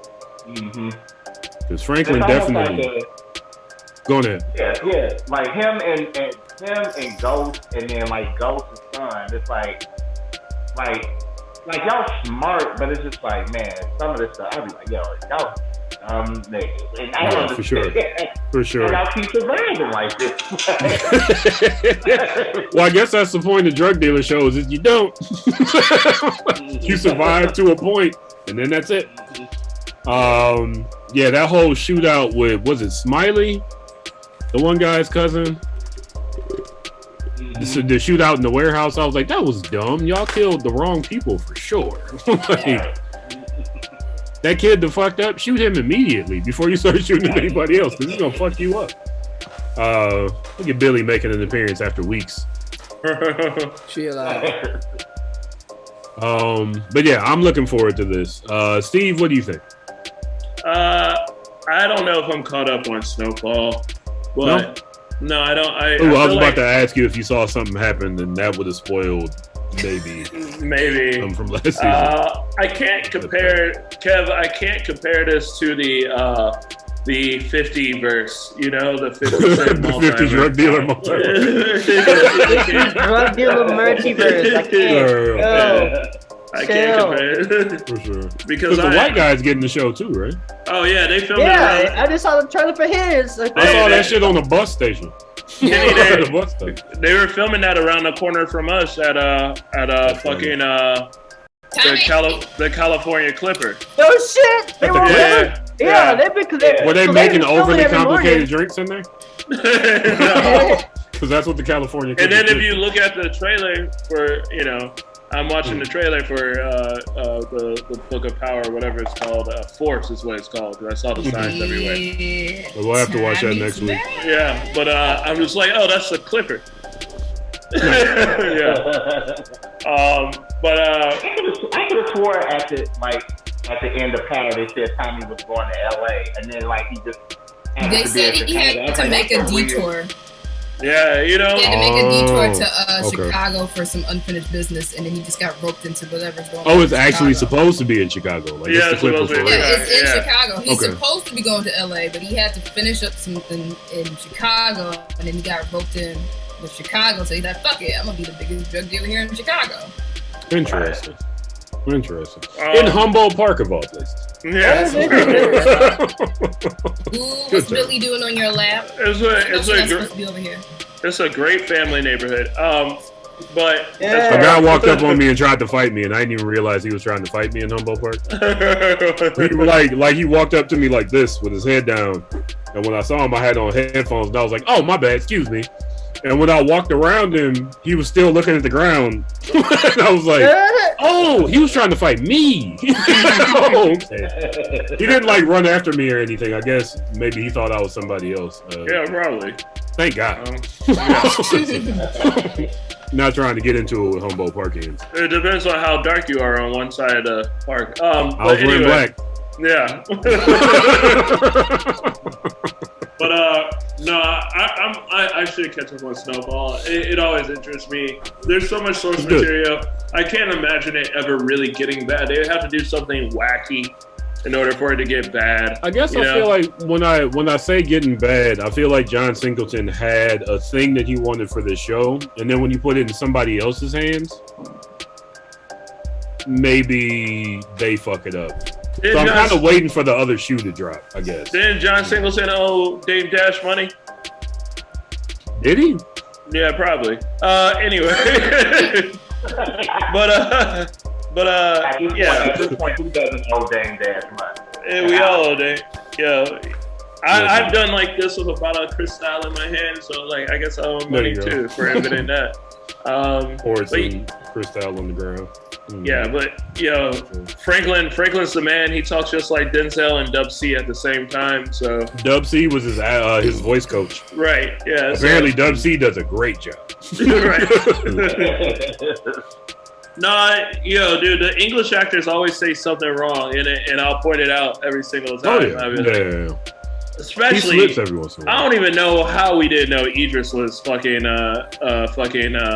British. Yeah, no, bro. I've still never watched The Wire, and I apologize to anybody that's mad at me for that. Baltimore. They felt betrayed. There's funny. No way. There's no way you can't tell, bro. His American English is so bad. I don't know. But anyway, yeah, this a 2 thumbs up for me anyway. Nice. It's rare to get a 2 thumbs up from Steve. Let me point that out. Ain't this all loud packs, no mid today. There it is. Take both hits, don't smoke the whole blunt, or else you're gonna be asleep for the weekend. Only you can keep your smoking mids. Right. There it is. DJ L. Okari, what do you think of this one? Have you watched Snowfall? No, No? Are you a fan of crime dramas? I like it. No. There it is. I mean, well, if you ever want to get into crime dramas, this is a good one. I grew up watching New York Undercover. Oh That's not it. That's not it. The bar has been raised since then. You know what I'm saying? I had a couple of notes though while watching the trailer. I was like, oh shit, old dude look like, you know, Lil Nas X. He do look like Lil Nas X. Motherfucker. Like that. He does look a lot like Lil Nas X. That scene when he's in the plane, I was like, oh shit, he look like Lil Nas X over there. Sorry, does your notes actually say, oh shit? Yeah. Look like Lil Nas X. You know what I'm saying? Also, is that Stacy? That's Stacy, ain't it? From Wood? That's Stacy. Ain't that Stacy from Wood? Oh, yeah. I'm trying to say she pretty. Don't say my name, little nigga. Don't say my name. Yeah, Stacy's been playing. His name isn't Stacy on the show. Is his name Stacy? I just feel like his name is Stacy and everything. His name ain't Stacy on Snowfall, but it's something that ends in I. For the record, I follow that nigga on Instagram. It is hilarious. Like he's so funny. Like he's been playing crazy people since been playing crazy people. Like, he's been doing that shit. You know what I'm saying? He was Stacy in Dirt. I think he was the same character from the Wood in Dirt. He's been the same character. Just like the dude that got stomped out in Menace to Society. Yeah, always they the same play character. The same dude. They literally the same character in everything. That's his calling. You know what I'm saying? You need somebody light skinned and gangster. That is who you call, baby. That is it. But I don't know. I might. I don't know.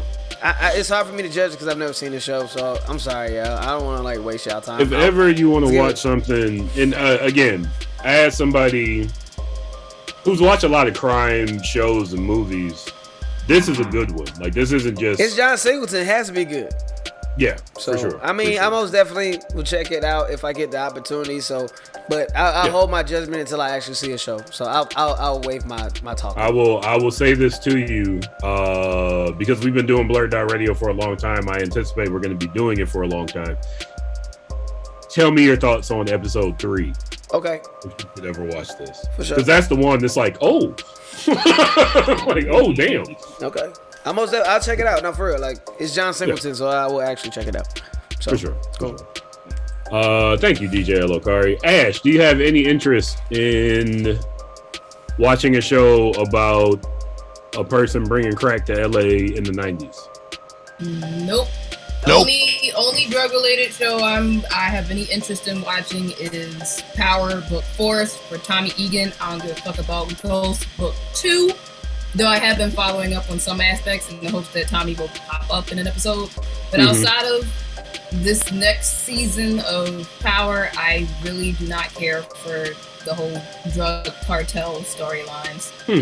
I don't even remember how I got into it. But Black Dynamite, I sell drugs to the community. The Power Book 2 Ghost, like, first season?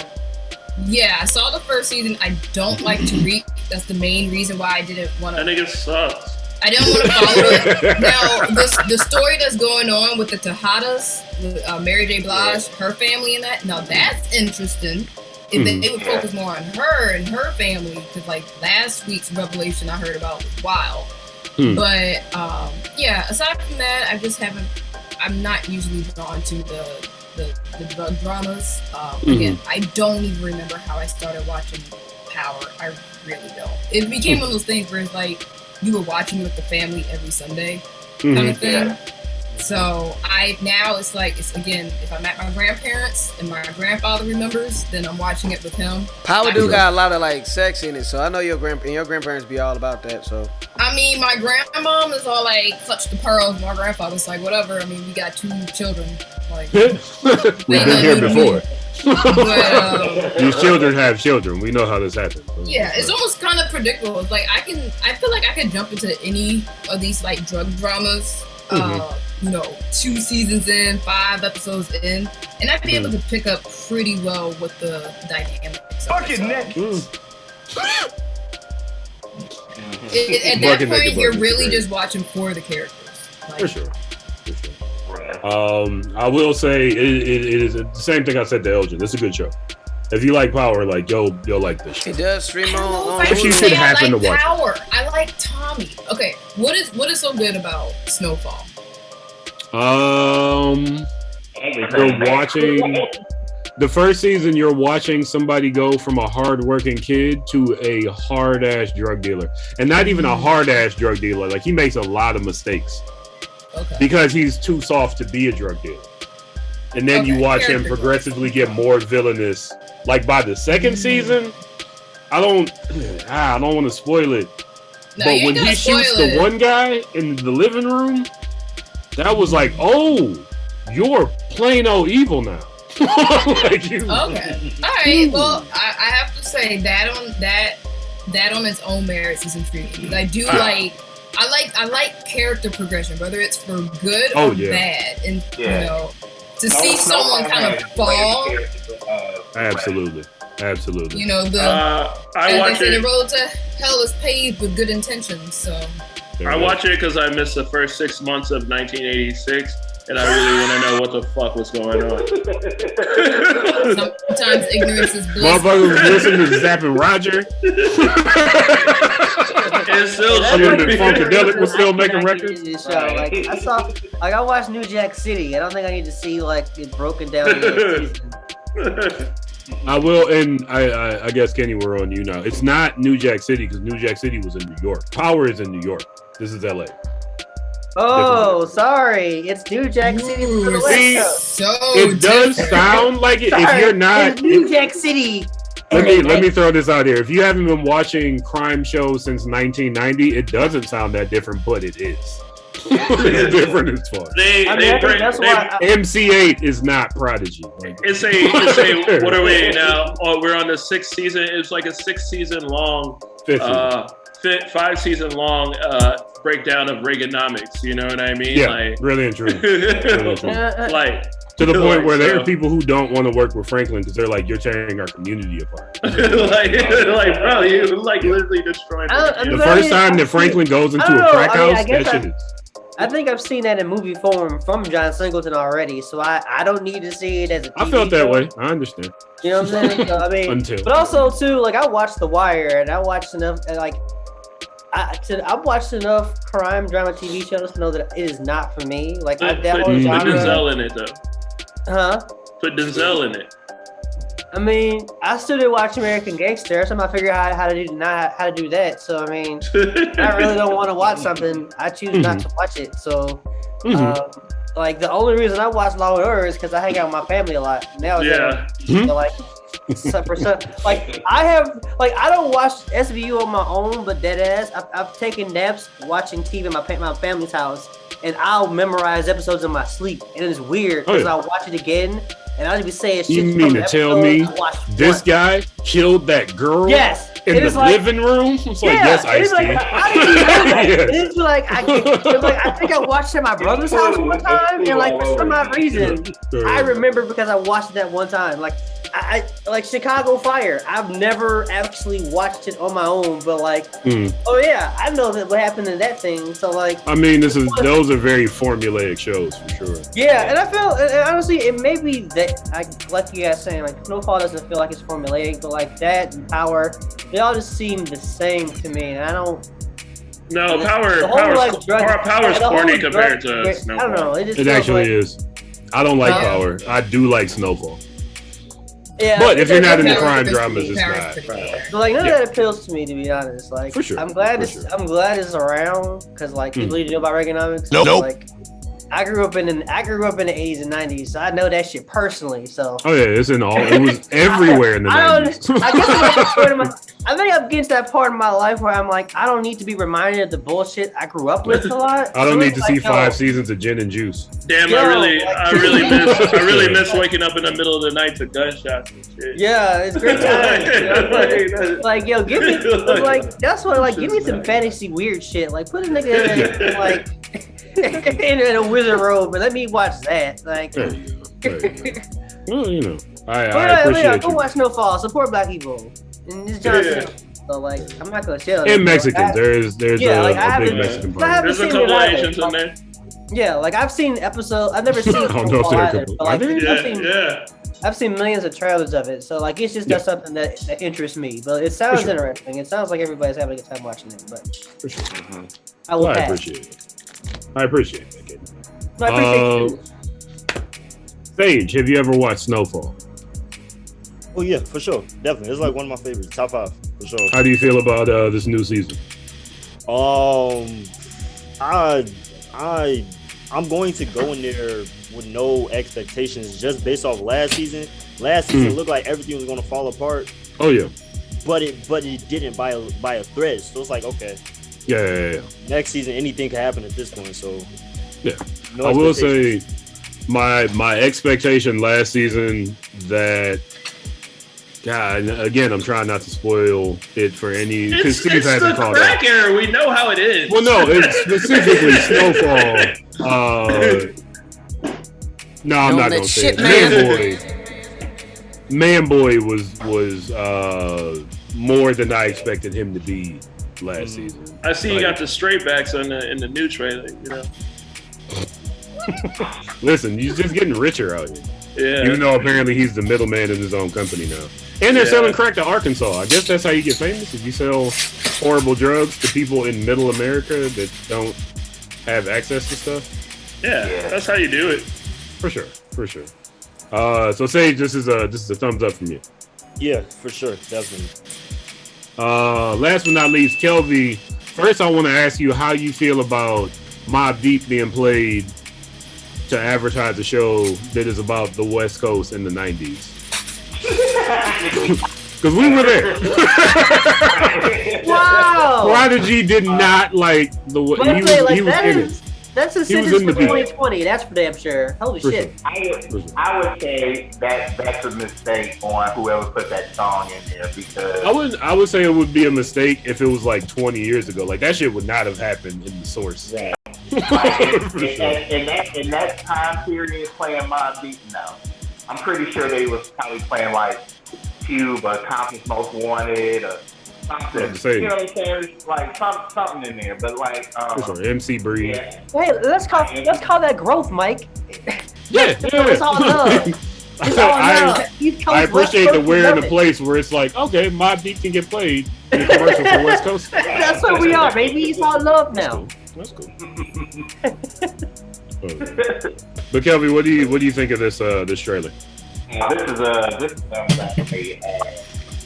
I'm kind of like with ads. Like I started watching Snowfall because my family was watching Snowfall, and I just totally got into it. I love the I think out of the show that we were talking about with like Tower and stuff, I think that Snowfall is better because of the characters, the development of the characters. Franklin's ascent from being like this nice guy that's doing this stuff to this villainous person, like it's really good at how they do that. And plus I ain't watch a crime show if it's centered around like the 80s, 90s and stuff like that. Like especially like because I'm an okay fan of like Power, but like the Power show that really got me glued in is Raising Kanan. Because that's based in the 90s. So it's like, okay, I watch that because it is like, it's totally based in the 90s, New York 90s. For sure. So I'll watch that because it's like it's a time capsule. And a lot of this stuff, even though it's the same, a lot of it is different in a way because what goes on in New York, as far as like with the police and the politics, way different than the politics and stuff that go on in Chicago or LA and stuff like that. So like that's the reason why I watch certain stuff like that, especially like it's like time capsule periods and stuff like that. So yeah, Snowfall for me is big thumbs up. For sure. Thank you, Kelvin. So folks, it's time for another music break. DJ Elokari is gonna hit you with some hits. DJ Elokari, what hits you gonna hit him with? Yeah, man, we have 2 more songs by JupiterSage that we're gonna play for you. And I guess I could show you guys the video that is in the league currently right now. This is privileged information over here. You know. So I don't know. Or I can show you a random one. Or I can show you the video that's getting the least amount of votes because I think it's the best video on the planet. There you go. You know what I'm saying? So here's what we should do, DJ Lokari. We should not tell them where this video is in the running. True. Show them the video and let them make it up for themselves. Show the one that's the most popular and show the one that doesn't have as many votes. Bet. But don't say which one is which. And remember, the link to vote is in the chat.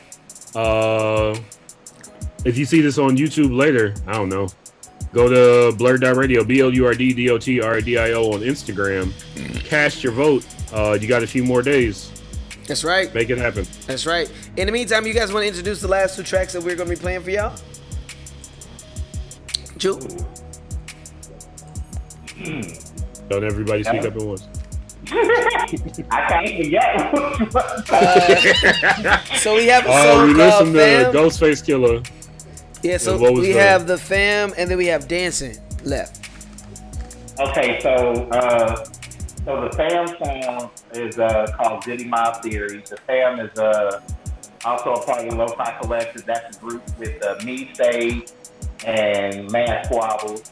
And shout out to Mad Squabbles. He's been on the show. Yeah. Very good friend of mine. And Dancing is just a instrumental track that's produced by JupiterSage. Tight. Okay. All right. You go. You are watching BlurdDotRadio, BlurdDotRadio.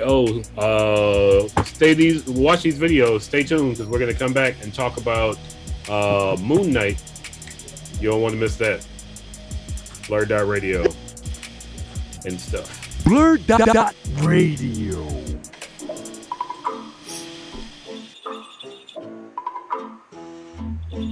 Fam.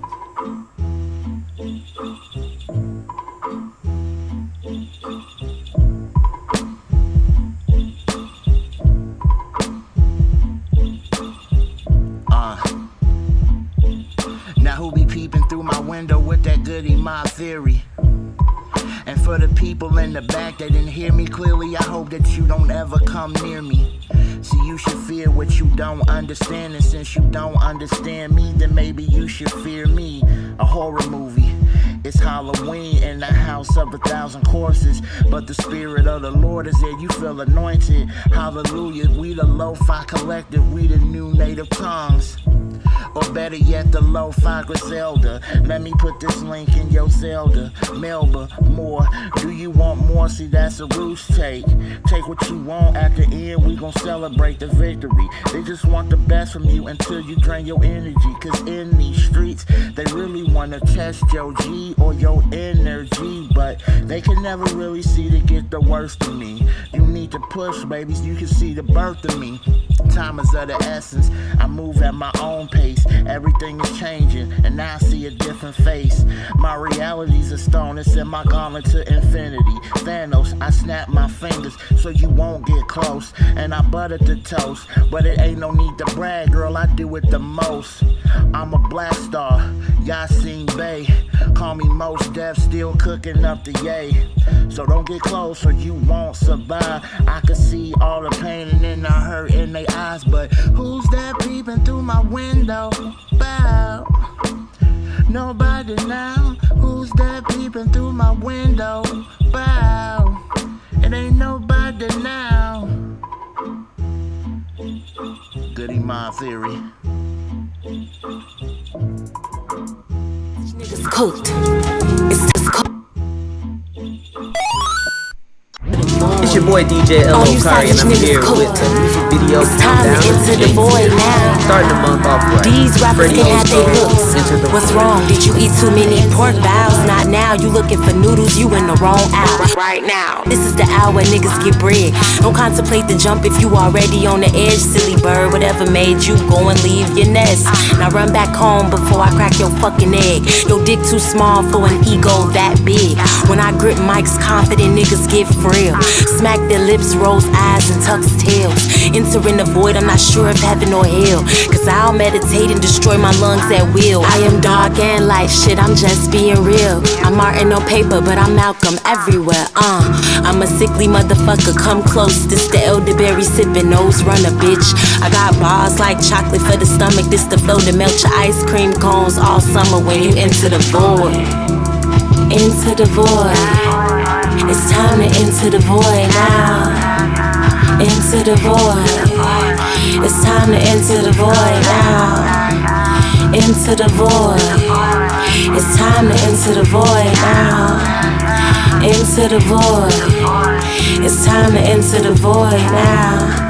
I am for gay rights, but calling a straight man sis is like calling young Ma a dyke.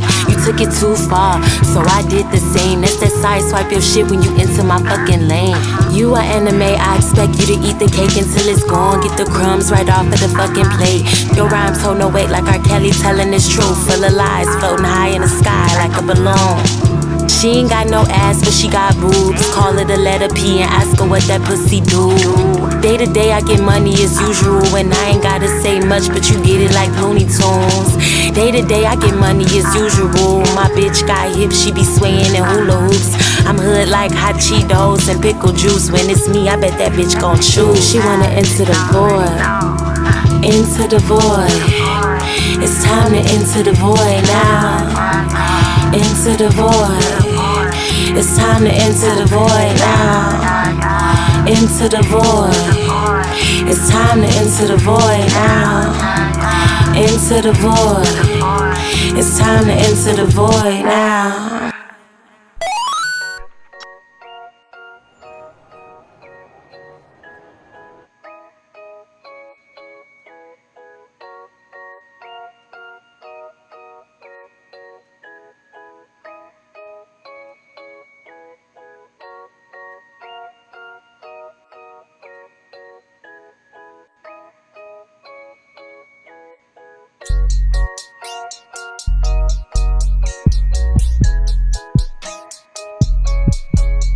BlurdDotRadio will be right back right after this.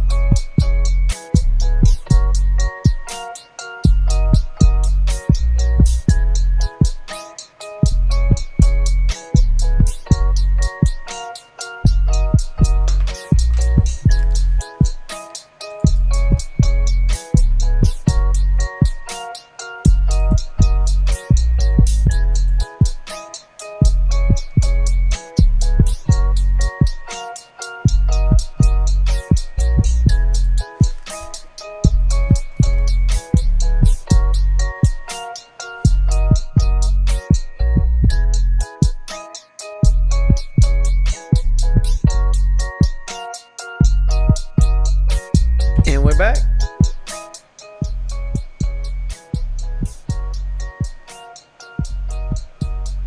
You're watching BlurdDotRadio.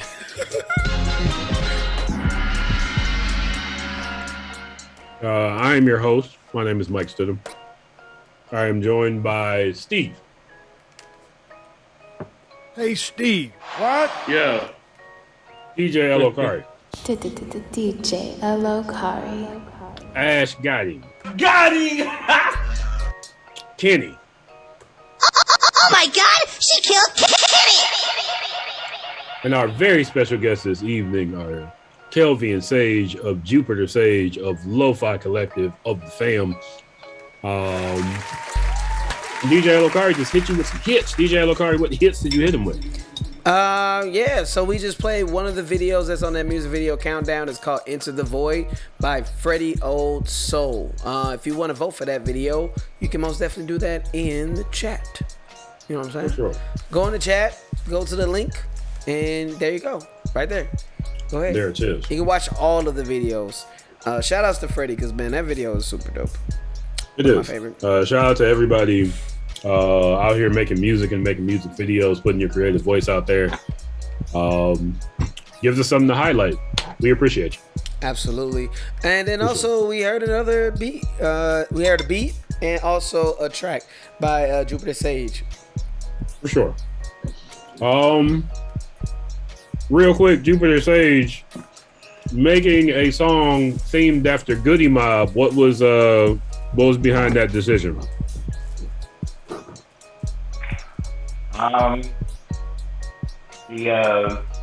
Basically it was the sample. And as soon as you heard that boom, boom, boom, boom, like I was like, oh, this is so Goody Mob. So like, you know, kind of just referencing, like, even though like the song isn't per se about Goody Mob, it's giving you, you know, it's giving you the name of the song, Goody Mob Theory, and the sample, but it's like it's just saying, hey, you know, Goody Mob, but not really Goody Mob. For sure. I just want to point out one of the reasons that I love that song so much is because when I listen to Goody Mob so much that when I think the word 1995, I hear it in Big Gift's voice before Sesame Street on the Soul Food album. Anybody out there that's heard it, you know what I'm talking about. So folks, time to do some shots. Sage, shit. How old are you? Are you drinking age?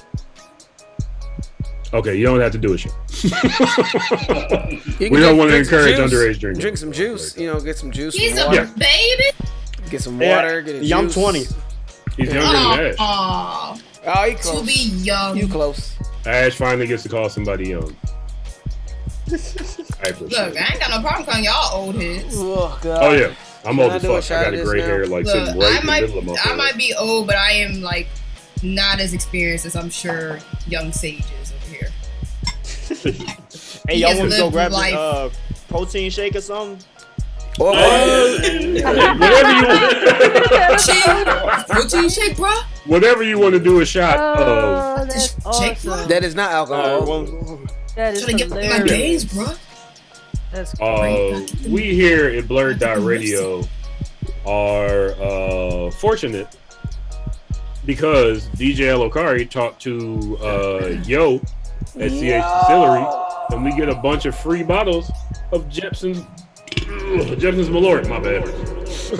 Wow. Jepson's Malort has the aroma and full body flavor of an unusual botanical. Its bitter taste is savored by two-fisted drinkers everywhere. Go check out CH Distillery where it is brewed. Remember to tip your bartender. If you can't tip your bartender, stay home. Also, wear a mask. Don't be a dick. And we're gonna do a shot of this fine liqueur while reciting. DJ Elokari, you don't got to do it. Your throat's already fucked up. Nah, man. It's for the squad. Let's get it. He's a soldier right there. Soldier. No limit, soldier. There it is. I thought I told you. We are going to do a shot to the toast that I got from E40. Shout out to E40. He said this on the Breakfast Club. Shout out to the Breakfast Club. It goes, I am not above you. I am not below you. I am right here with you. Cheers.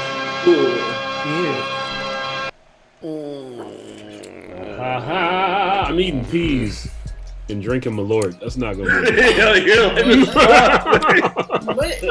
Why are we just I hate peas so much. Peas are delicious. Peas are nasty. You know what's disgusting? Green beans. Except, now, let me throw this out here. Green beans cooked the right way, great. Green beans out of a microwave bag? Yes. Not terrible. Good. I got some gross. stickers. I got some ham hocks in the freezer if you need them. I feel like holla at me. I need that. I will prefer turkey fresh ham vegetables in general. No, they're not turkey. Like fresh I ain't worried. I'll take a ham hock. Yes. I bet. Listen, Canned peas, no. microwave vegetables cost less than $2. Right. I'm out here. True. What happened to the salad you were doing? It's still in the fridge. I'm eating all the vegetables. I'm out here healthy as fuck, drinking liquor and eating peas. My taste buds died a long time ago. Our next trailer, our final trailer of the evening, is for a show that is going to drop on March 30th, 2022. It will star Oscar Isaac, Ethan Hawke for the first time since what was that DNA cloning movie he made? No, wait, it was the weird vampire movie he made. You know the one. I just had to shout. I can't think of words. You can't tell you. Y'all remember that where they were trying to make vampires walk around in the daylight? It was not good. Was it trash? No, it was like White Blade, but without the action. Wade. It wasn't good. It wasn't Wade. Good. It was Wade. Sharp Edge. The only Wades I know are black people. Oh no, he was in Training Day. It was his most recent thing since Training Day. Moon Knight is coming to Marvel. It's going to be violent. It's going to be a guy with dissociative identity disorder. And Egypt. All that in a nutshell. DJ Elokari is a whole character. It definitely is. DJ Elokari, if you could hit us with that clip. Yeah.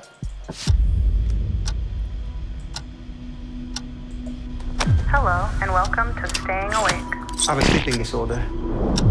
I can't tell. Shout out to Shaker Heights, Ohio. Between my waking life and dreams. Hello, and welcome to Staying Awake. I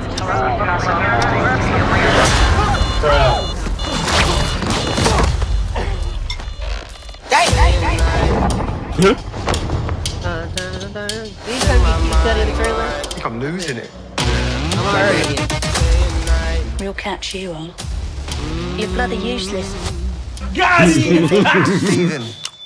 Anytime Kid Cudi hums, it's his wings. Between life and dreams. Tears after that Thank you. Lost the contact lens. Hope you find it. It was at this moment that he knew. He fucked up. Hold the phone. Now hold the phone. Yeah. Shout out to Flip Phone. You're alive. What's wrong with you, Mark? Why did you call me Mark? It must be very difficult. The voice in your head. Shut up! There's chaos in you.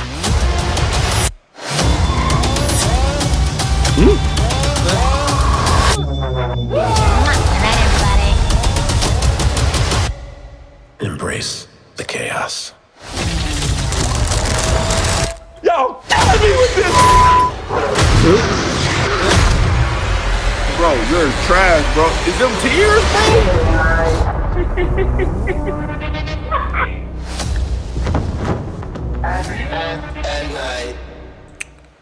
There it is. March 30th, we will get 7 episodes of Moon Knight. I'm going to start this off with Kenny, because Kenny, you work in the comic book shop. We saw the god that sponsors Moon Knight, whose name starts with a K. Khonshu. We see at least 2 of Moon Knight's personalities. What do you think of this? Okay, so they're the Moon Knight they're using is one that Mark Spector and the other one. What's the thing? Mark Spector it's only Mark Spector, but there have been different iterations of how they've played out his DID disorder. There's the one which is my favorite story. It's basically he's a television producer for like reality TV, while also being an undercover or whatever for the Avengers.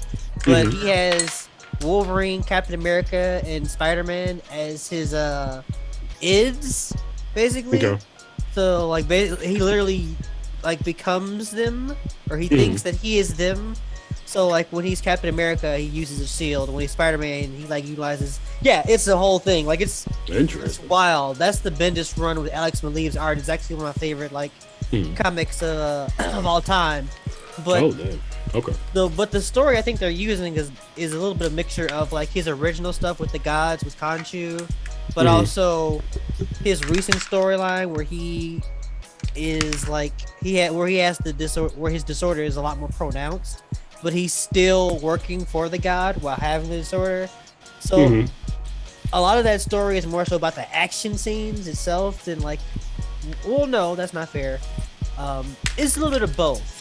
And while I haven't read a lot of the recent stuff, some of the best fight scenes in Marvel comics for the past couple of years have been in Moon Knight. At least some of the panels. Like, if you guys follow me on Instagram, I'm pretty sure I've posted them a couple of times because they're ridiculous. And also, he has some of the greatest like lines whenever he's talking to somebody. Like, some of them are made up, the memes we've seen with Moon Knight. But like with Moon Knight is kind of a snarky character himself when he's actually like done within the Marvel universe. But not to get too far off subject, sorry. I think this, just in terms of what I've seen from the trailer, it looks like they're using like a little bit of both, like the fact that he gets his powers from Khonshu, but also the fact that like he has the disorder part where he doesn't remember anything. Because in most of the comics I've read, like Mark Spector is also like this, not a bounty hunter. Oh my gosh. He's kind of like a mercenary. Mercenary. He's more of a mercenary. So I don't think I think they might be doing the mercenary bit, but like to a lesser extent. It may look like he's still working for somebody, but he doesn't know who, or he does know who, but it's not. You know what I'm saying. I think I'm also more interested because of course it's the Marvel universe, how it relates to everything else. That'll be fun to see. But in terms of Moon Knight itself, I'm just really excited because, like I said, some of my favorites, like Moon Knight, when I first got back into comics after college, I started reading Moon Knight, and it did not disappoint me. Like, that shit was weird. Like, it was like, I think it's gonna be supernatural, but like, it's for sure. So Moon Knight has been a very supernatural comic that at times it's like overlap with Blade and other like dark heroes in the Marvel universe. So it has a lot of avenues they can travel. I have a 50-50 chance of Blade being either referenced or discussed in this show. Blade, who's already made a voice appearance in the MCU. Yes. I also heard. Well, continue. No. I think that this is where we'll get more of his voice with the character he was talking to from the Eternals. So I think that there'll be those two crossing over. Shout out to John. I have a question, Kenny. Yes. So, do you think this is Marvel's way of? Because I don't know much about Moon Knight. Like, I know like a little bit here and there about Moon Knight and those sort of characters, the kind of like the supernatural characters and stuff like that. So, is this their way to kind of open and bring like Midnight Suns into focus? Or? I don't think we're there yet because that also Midnight Suns also was Luke Cage, right? Blade, Moon Knight, Ghost Rider. No, wait, sorry, yeah, Ghost Rider. I'm thinking about like the time that like Blade, Moon Knight, and Luke Cage. There was a different iteration of Midnight Suns later down the road. Midnight Suns already has a website, but I don't think we're getting Midnight Suns yet. Yeah. I'm sure they bought that just to, keep it just to have it in the chamber. I don't think it's gonna get us close to the Midnight Suns, only because we still have to establish Ghost Rider. Oh, I see. Honestly, bring back my man, the king himself, Nick Cage's Ghost Rider, making it happen. Let's go! Thank you, Kelvin. I forgot about those movies. Kelvin, great question. Thank you for helping. Thank you for always bring Nick Cage into a conversation. Can I tell you, like, am I the only one that likes the Spirit of Vengeance Ghost Rider movie? I like them both. Listen, I like the first one. I haven't seen it in a while. Like, the first one was more so like the silly, like old school type of like Marvel comics, but the other one kind of leaned into more of the serious stuff with the story. So like, I like them both, but I don't think we're gonna get that close just yet. Because honestly, it didn't show a lot of the supernatural stuff, so I don't even know if we were gonna get that just yet. Because I mean, I think we still have to rely on whatever they're doing with Wanda, Vision, Wanda and Doctor Strange, and also the the other witch is why I just forgot her name, but Agatha Harkness. So I don't think we'll get too much of that in here. But if we do, like, I think that's the thing I love about Disney trailers. Like, they give you a lot, but they actually don't give you as much as you think. Because, like, I thought the Loki trailer showed you something, and then you watched it, like, oh shit, this is not what I expected. So I still think that Disney has that, or Disney, not Disney, Marvel Universe has that going for it. So shout out to I have no Ernie. clue where this honestly with the story will go, though. In all honesty, but if there are if you need Moon Knight recommendations, ask me. I'm always available to answer questions on my IG, SBN Fashion Files or SBN underscore. I'm definitely ask you because I want to kind of get into absolutely Moon Knight. Go to First Day Comics. You can ask me a First Day Comics as well. I always ask you questions. For sure. Shout out to New Rock Stars. They pointed out that Marvel could easily equate the Book of the Dead and Moon Knight with the Darkhold, which has already been opened by Wanda Maximoff. The Darkhold also shows up in Blade. We know Blade's going to end up in the MCU, played by Mahershala Ali. Also, that's the first time I've ever said his name coherently on the show. He just like ran through it nice. Hey. Yeah, so it could happen. That's the speculation. Steve, what do you think of that? I don't really have too much to say about it, other than I watched them ruin Hawkeye as a you didn't like Hawkeye? There was no violence. So there was no real violence. There's a lot of like wonky, I mean, it's a Disney show. Goofy. They're not going to cut anybody's head off. Like, so that's my Kingpin issue. got like, shot twice. Moon Knight be fighting vampires and shit. You know, like somebody's head got to get cut off. I feel like after watching Soul of the Dragon, Batman can kill things that aren't human. So maybe the fact that so many not human things are in this, they're going to see some shit get murdered. I guess so. I wish this was on FX. Yeah. You know, except FX also made Legion, which is bad. The first season was good.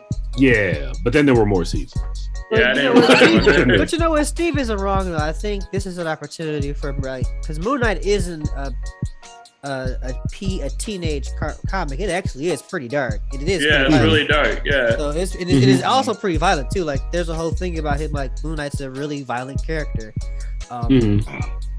Even for being in the Marvel universe. So like there's an opportunity to be a little bit darker, be a little more edgier. I don't think you'll ever get those like Marvel edgy Netflix type shows anymore, but like Moon Knight could still at least be that old school return to that, you know?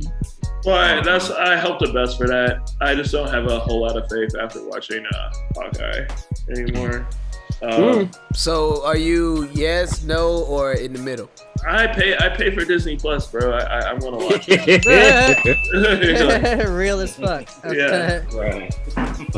Shout out to D3 Season, who wrote Weak Ass Podcast, and I blocked him, but then I unblocked him because he kept talking.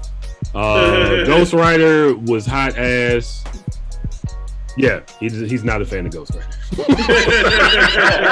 Not many people are, so you know. It's okay. I was, and that's all that matters is that I was. There you go. DJ Lokari, what do you think of this one? Yeah, so I actually did a full trailer reaction to this. So you did. If you want to watch like my full thoughts about this, it's in the video down below. Yeah. Yeah, man. I don't know very much about Moon Knight. I'm keep it short. Don't know very much about Moon Knight. And after getting a little bit more background information, it makes a little bit more sense. A little bit more now, more about like why he look, look, man. Dude, don't look like you need to be no Avenger, bro. I'm just saying, you look like you need to be in a mental institution. That's all I gotta say. Like he suffered through some mental illnesses, and he shouldn't be fighting crime. You know what I'm saying? That's all I'm gonna say. You know what I mean? He's smacking himself in the face a lot. Sometimes you gotta smack yourself in the face. That happens. Saying like you look like you need help. Look like you He need some does. help. He needs a counselor. Yeah, man, you need something. But I don't think fighting crime is what you should be doing. So listen, man, we don't talk about Batman for putting on the mascot outfit and beating up criminals. Hey, man, he know what he is, though. That's kind of like that's the whole point of Moon Knight. Like he's literally that antithesis of that. Like the way he was beating on that one dude at the end of the trailer was very Batman-esque. Yeah, it was very much so. I was like, okay. But after seeing all that mental illness before, I was like, I don't know, bro. Huh? But that is was some sort of jackal thing. Yeah. The thing he was beating on at the end of that trailer, Moon Knight, it didn't look human. I don't know what it was. I'm going by what I saw. And what I saw looked like he needs some help. That's all I'm gonna say. Now, I hope that's not human. It is kind of weird looking, but I don't know. His legs was backwards. Yeah, I don't know. Maybe it was a birth defect. Maybe. Don't be like that. Maybe Well, so. listen. Maybe so.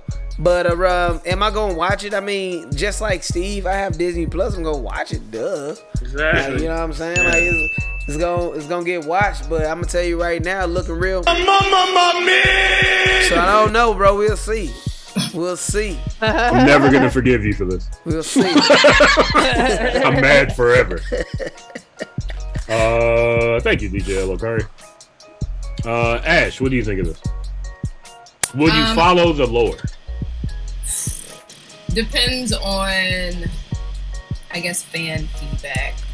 I too have access to Disney Plus. But that is not a guarantee that I'm going to watch something because I did not watch Hawkeye. And the conversation around Hawkeye did not enthuse me to watch it myself. That being said, Moon Knight, I feel like it's a double-edged sword. Because on the one hand, I'm going into Moon Knight with no expectations. And on the other hand, I'm going into Moon Knight with no expectations. The trailer didn't really do anything to make me want to see it. But it also didn't deter me either. It was a competently made trailer that intrigued you without giving away too much. Which Marvel does a lot. They've been giving away too much. But this didn't give me enough to want to know more. Nope. Okay. So did. Honestly, I can't even remember if I even saw a trailer for, say, Peacemaker. But the Suicide Squad in itself was its own trailer. So it's like, okay, yeah, I wouldn't mind seeing more of this character that I do not know and don't have much expectation for. But on top of the fact that it has, James Gunn? Yeah, James Gunn is like, okay, I've seen enough of James Gunn's work to know that he can probably make this entertaining at the very least. And Moon Knight does not have that pedigree for me. There's not like a director attached. It's like, oh yeah, he's gonna turn it out. There's no actor that I'm like, ooh, they gonna eat this role. It's just, You don't like Oscar Isaac? He played Apocalypse. Isaac though? I don't know. He played Egyptian. I did not say he wasn't a good actor. I'm just saying there's no actor for me that has me like, oh, I want to see him. Trash. So it looks competently made, competently funded. It'll probably do fine, but is it going to break the wheel? I don't think so. Okay. It feels like Marvel is really tossing a lot of shit at the wall right now and seeing what sticks. They are season 4. I'm here's worried. The thing, though. That's not. Here's where we are with Marvel. You either do the same thing with Captain America and all that other, or you have to take mid characters and make them better. So like you could do the DC thing and just play Batman and Superman over and over and over again. I feel like you have to. I think expectations are way too high for Marvel shit. To be honest, like I still like. Oh yeah. Like it's just like honestly, like let's all dial it back. Like this is all like TV shows. I'm not saying you all doing that, but I'm just saying like the trailer did what it's supposed to do. I mean, it's a character not many people know about anyway. So like even I feel like you can't give away stuff like a lot of stuff in the trailer with a character like Moon Knight because then there's no reason to watch the show. And there's only 7 episodes. It is, I think they would have had to try to sell it on the action scenes for me. Like if him waking up in the truck and looking at a gun and wondering where he is, that sold it for me. I said, for me, like there wasn't any like particular action piece that would make me I want to see this whole thing play out. But again, I think it does a competent job of doing a trailer, and for those who want to watch, I think they will watch it. I don't think it'll necessarily be a bad watch. I'm just not particularly interested. In fact, I don't even really know any like properties outside of what we know of the Avengers universe. The Phase 4, yeah. That I'm like, okay, I'll take that back. Riri, that is a series I'm looking forward to. 100%. Yep. I know people that like a lot of people that really, really like Moon Knight. I like Moonlight. It's pretty. Yep, you know, Moonlight is really nice. I just haven't really got too much. I just really haven't got into him. I just like the moonlight. Like I just like being outside near the moonlight. You know, that too. The movie and the actual ethereal experience. It's nice. It's nice. Well, thank you, Ash. Sage. Sage, are you into these Marvel shows? Yeah, no. Okay, it's okay. You know. Yeah, no. Like I don't watch it if it's like enough hype. Like people are already watching, they're like, "Yo, watch it." Then I'll watch it, right? Gotcha. Other than that, no. So like Moon Knight, like, cause I know about these shows, like they like to drop little Easter eggs. So that alone would make me want to watch it. So it depends. For sure. I have to see everybody's reaction. Gotcha. Ash is fighting in their kitchen again. Only one person slams the microwave door. But yeah, you bring up a good point. There's a lot of stuff you miss if you miss a Marvel show. You know, you don't want to miss the callbacks that they're gonna throw out there. Except Shield, Agents of Shield. Like it never. It was supposed to be the one Agents that of really. Shield canon?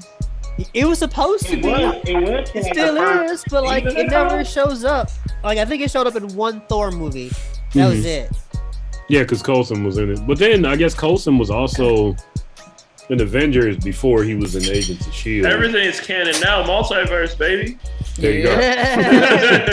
That's real though. You ain't lying about that. Yeah. Kelvy, what do you think of this one? Thumbs up to me. I'm always curious. Like I said, I don't know much about Moon Knight. But I'm going in with the same I'm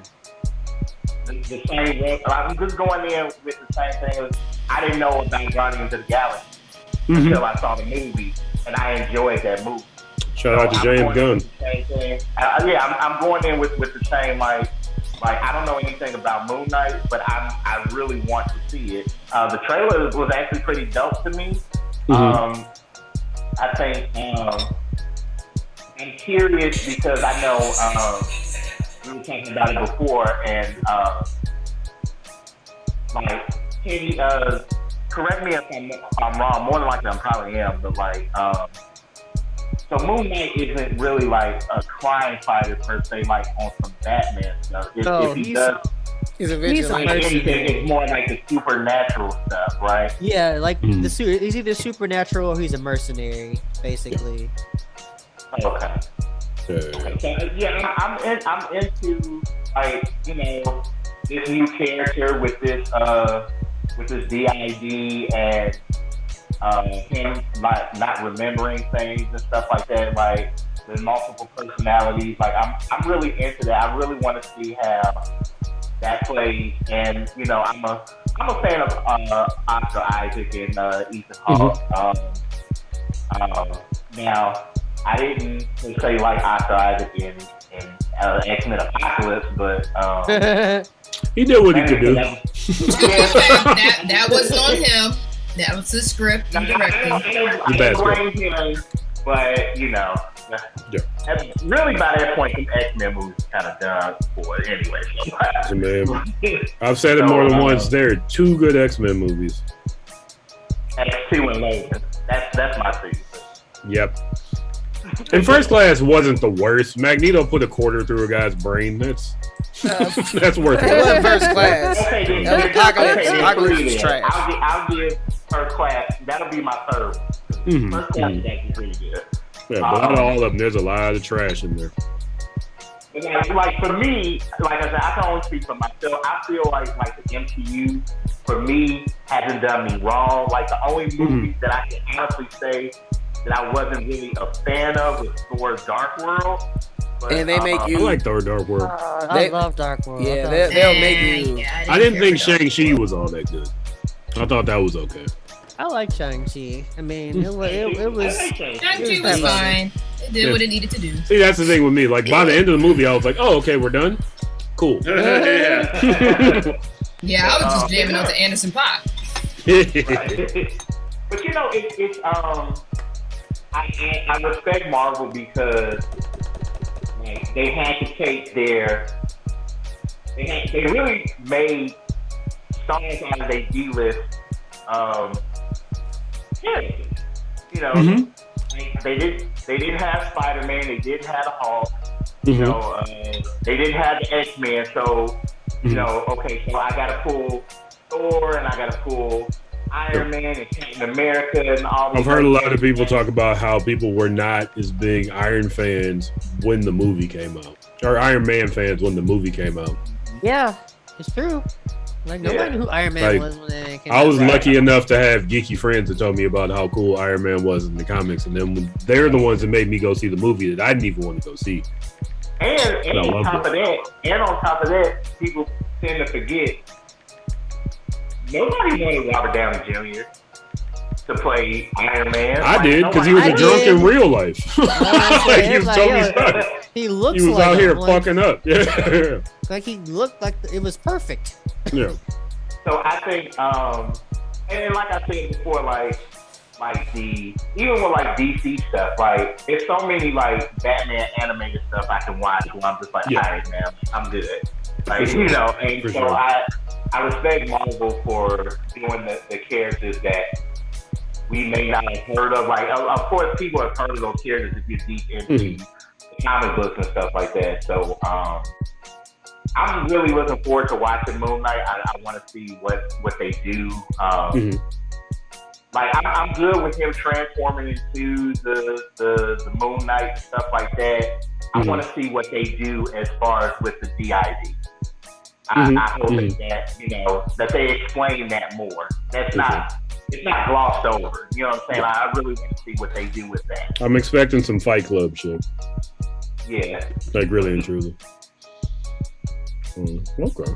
Well, thank you, Toby. And with that, folks, we're going to go into shout outs. I think that was mostly thumbs up, right? A few thumbs to the side.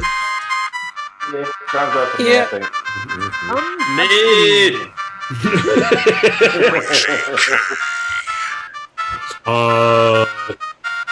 Well, before I go into my shout outs, I would be remiss if I didn't ask Kenny to shout out his nickname for this segment. Shouts to Murmurs. There it is. I want to give a shout out to the BlurdDotRadio crew. Thank you all for coming together yet on another Sunday.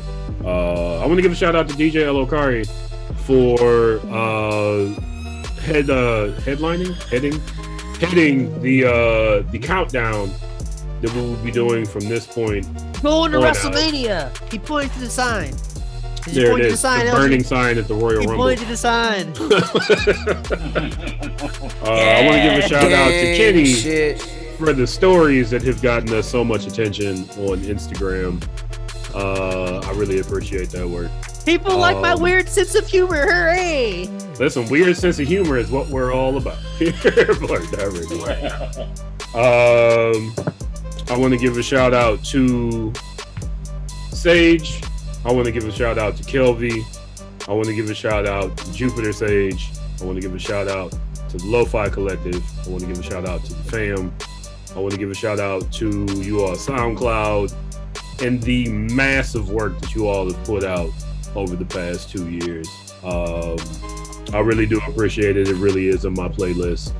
Again, I have listened to Genesis by Sage hundreds of times. I appreciate that. You all are really talented, and I'm just glad to have been listening since the beginning. I appreciate what you all do. And with that, I will pass my shout outs to Steve. I'm just going to keep it simple. Shout out to everybody who loves everybody. Everybody be safe out there. But yeah, peace and love and all that shit. Peace, love, and all that shit, says Steve. Thank you. Yeah. DJ Elokari, what you got? Shout outs to let me see. Shout outs to Bobby Lashley for getting a win over Brock Lesnar. You know what I'm saying? He got that belt back. Man, He got that belt back. all that matters to me personally.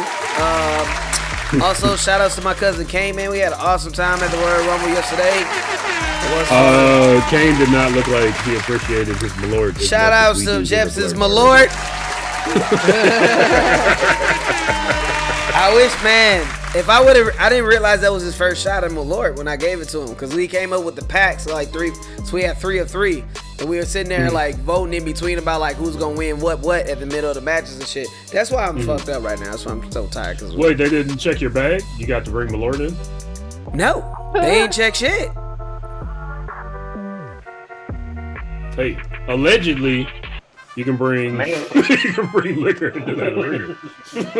I was just saying, man, like, look the dome. Like, come on, man.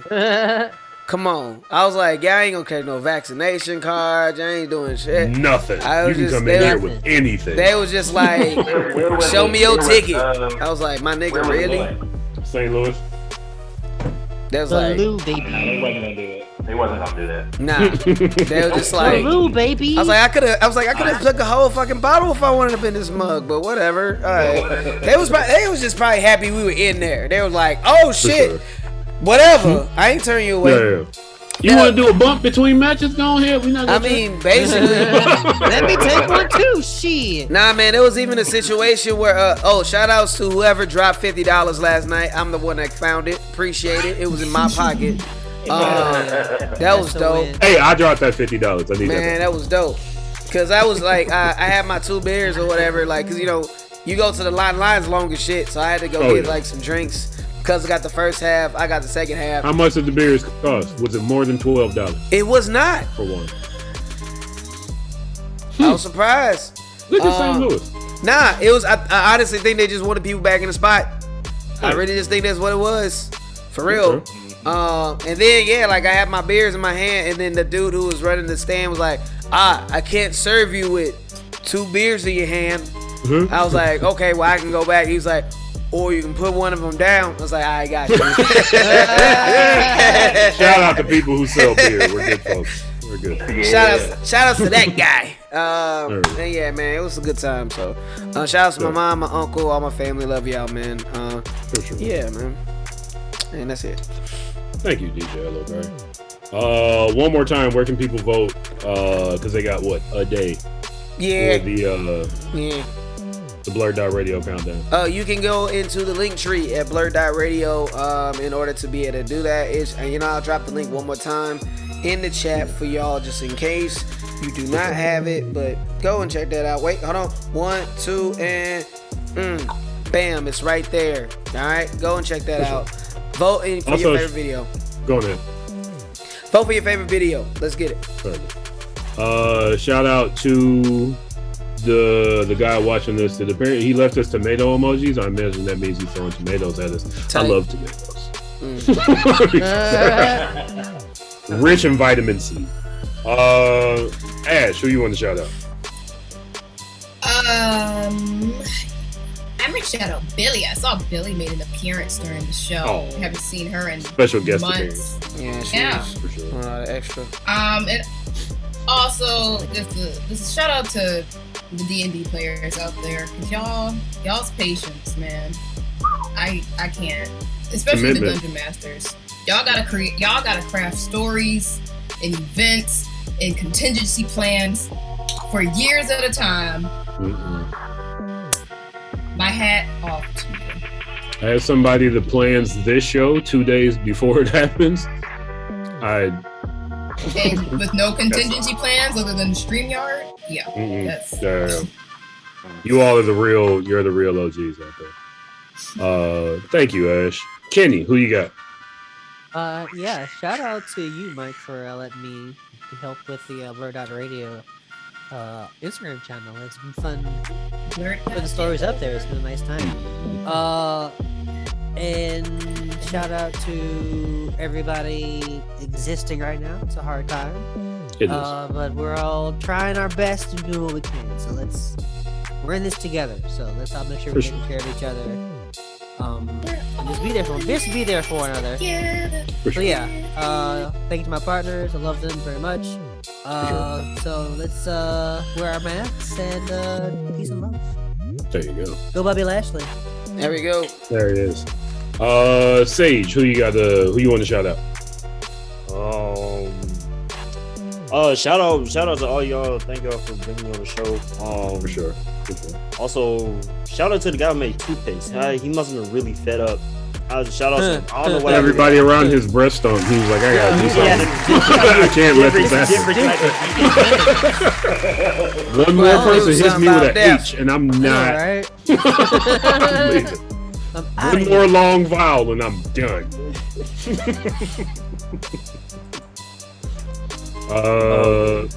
Remind people where they can hear your music, as well as JupiterSage's music, as well as Lo-Fi Collective's music.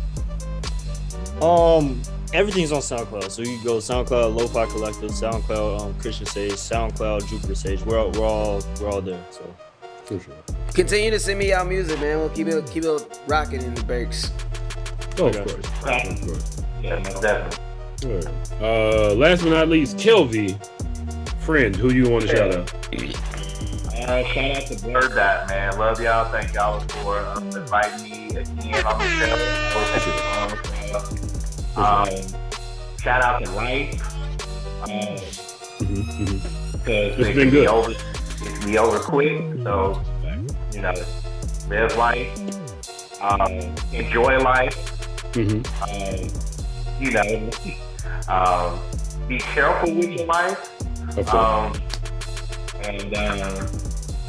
And just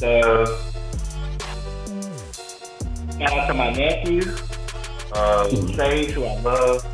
Glad we, doing this music stuff together. Shout out to Lo-Fi Collective, Rare, February 3rd on SoundCloud on the Lo-Fi Collective page. So that's soundcloud.com/Lo-Fi Collective 01. And my family. Shout out to my family. Right on. Sure. So folks, that is the end of our show. Hit us up next week when Blake might show up. DJ Elokar, you have somebody to Yes, we will hopefully, if this person is available, be joined by Yo of CH Distillery and also the winner of our first music video challenge. Hey. So yeah. One more shout out, Mike. Shout out to Rhymefest for commenting a lot on BlurdDot's IG page. Just for sure. Conversation. And he called me today. I gotta call him back. Shout out to Rhymefest. Shout out to DJ Elokari, who said we got to get Rhymefest and Substantial on the show together. We actually do have to make that happen. We should definitely make that happen. They would definitely work together.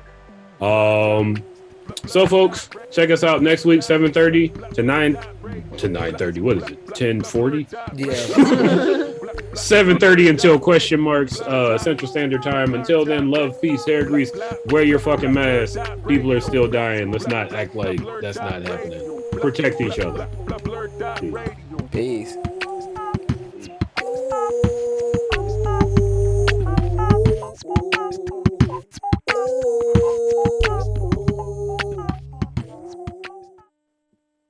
All right, fellas, we are officially done. Wait, did I say stop streaming?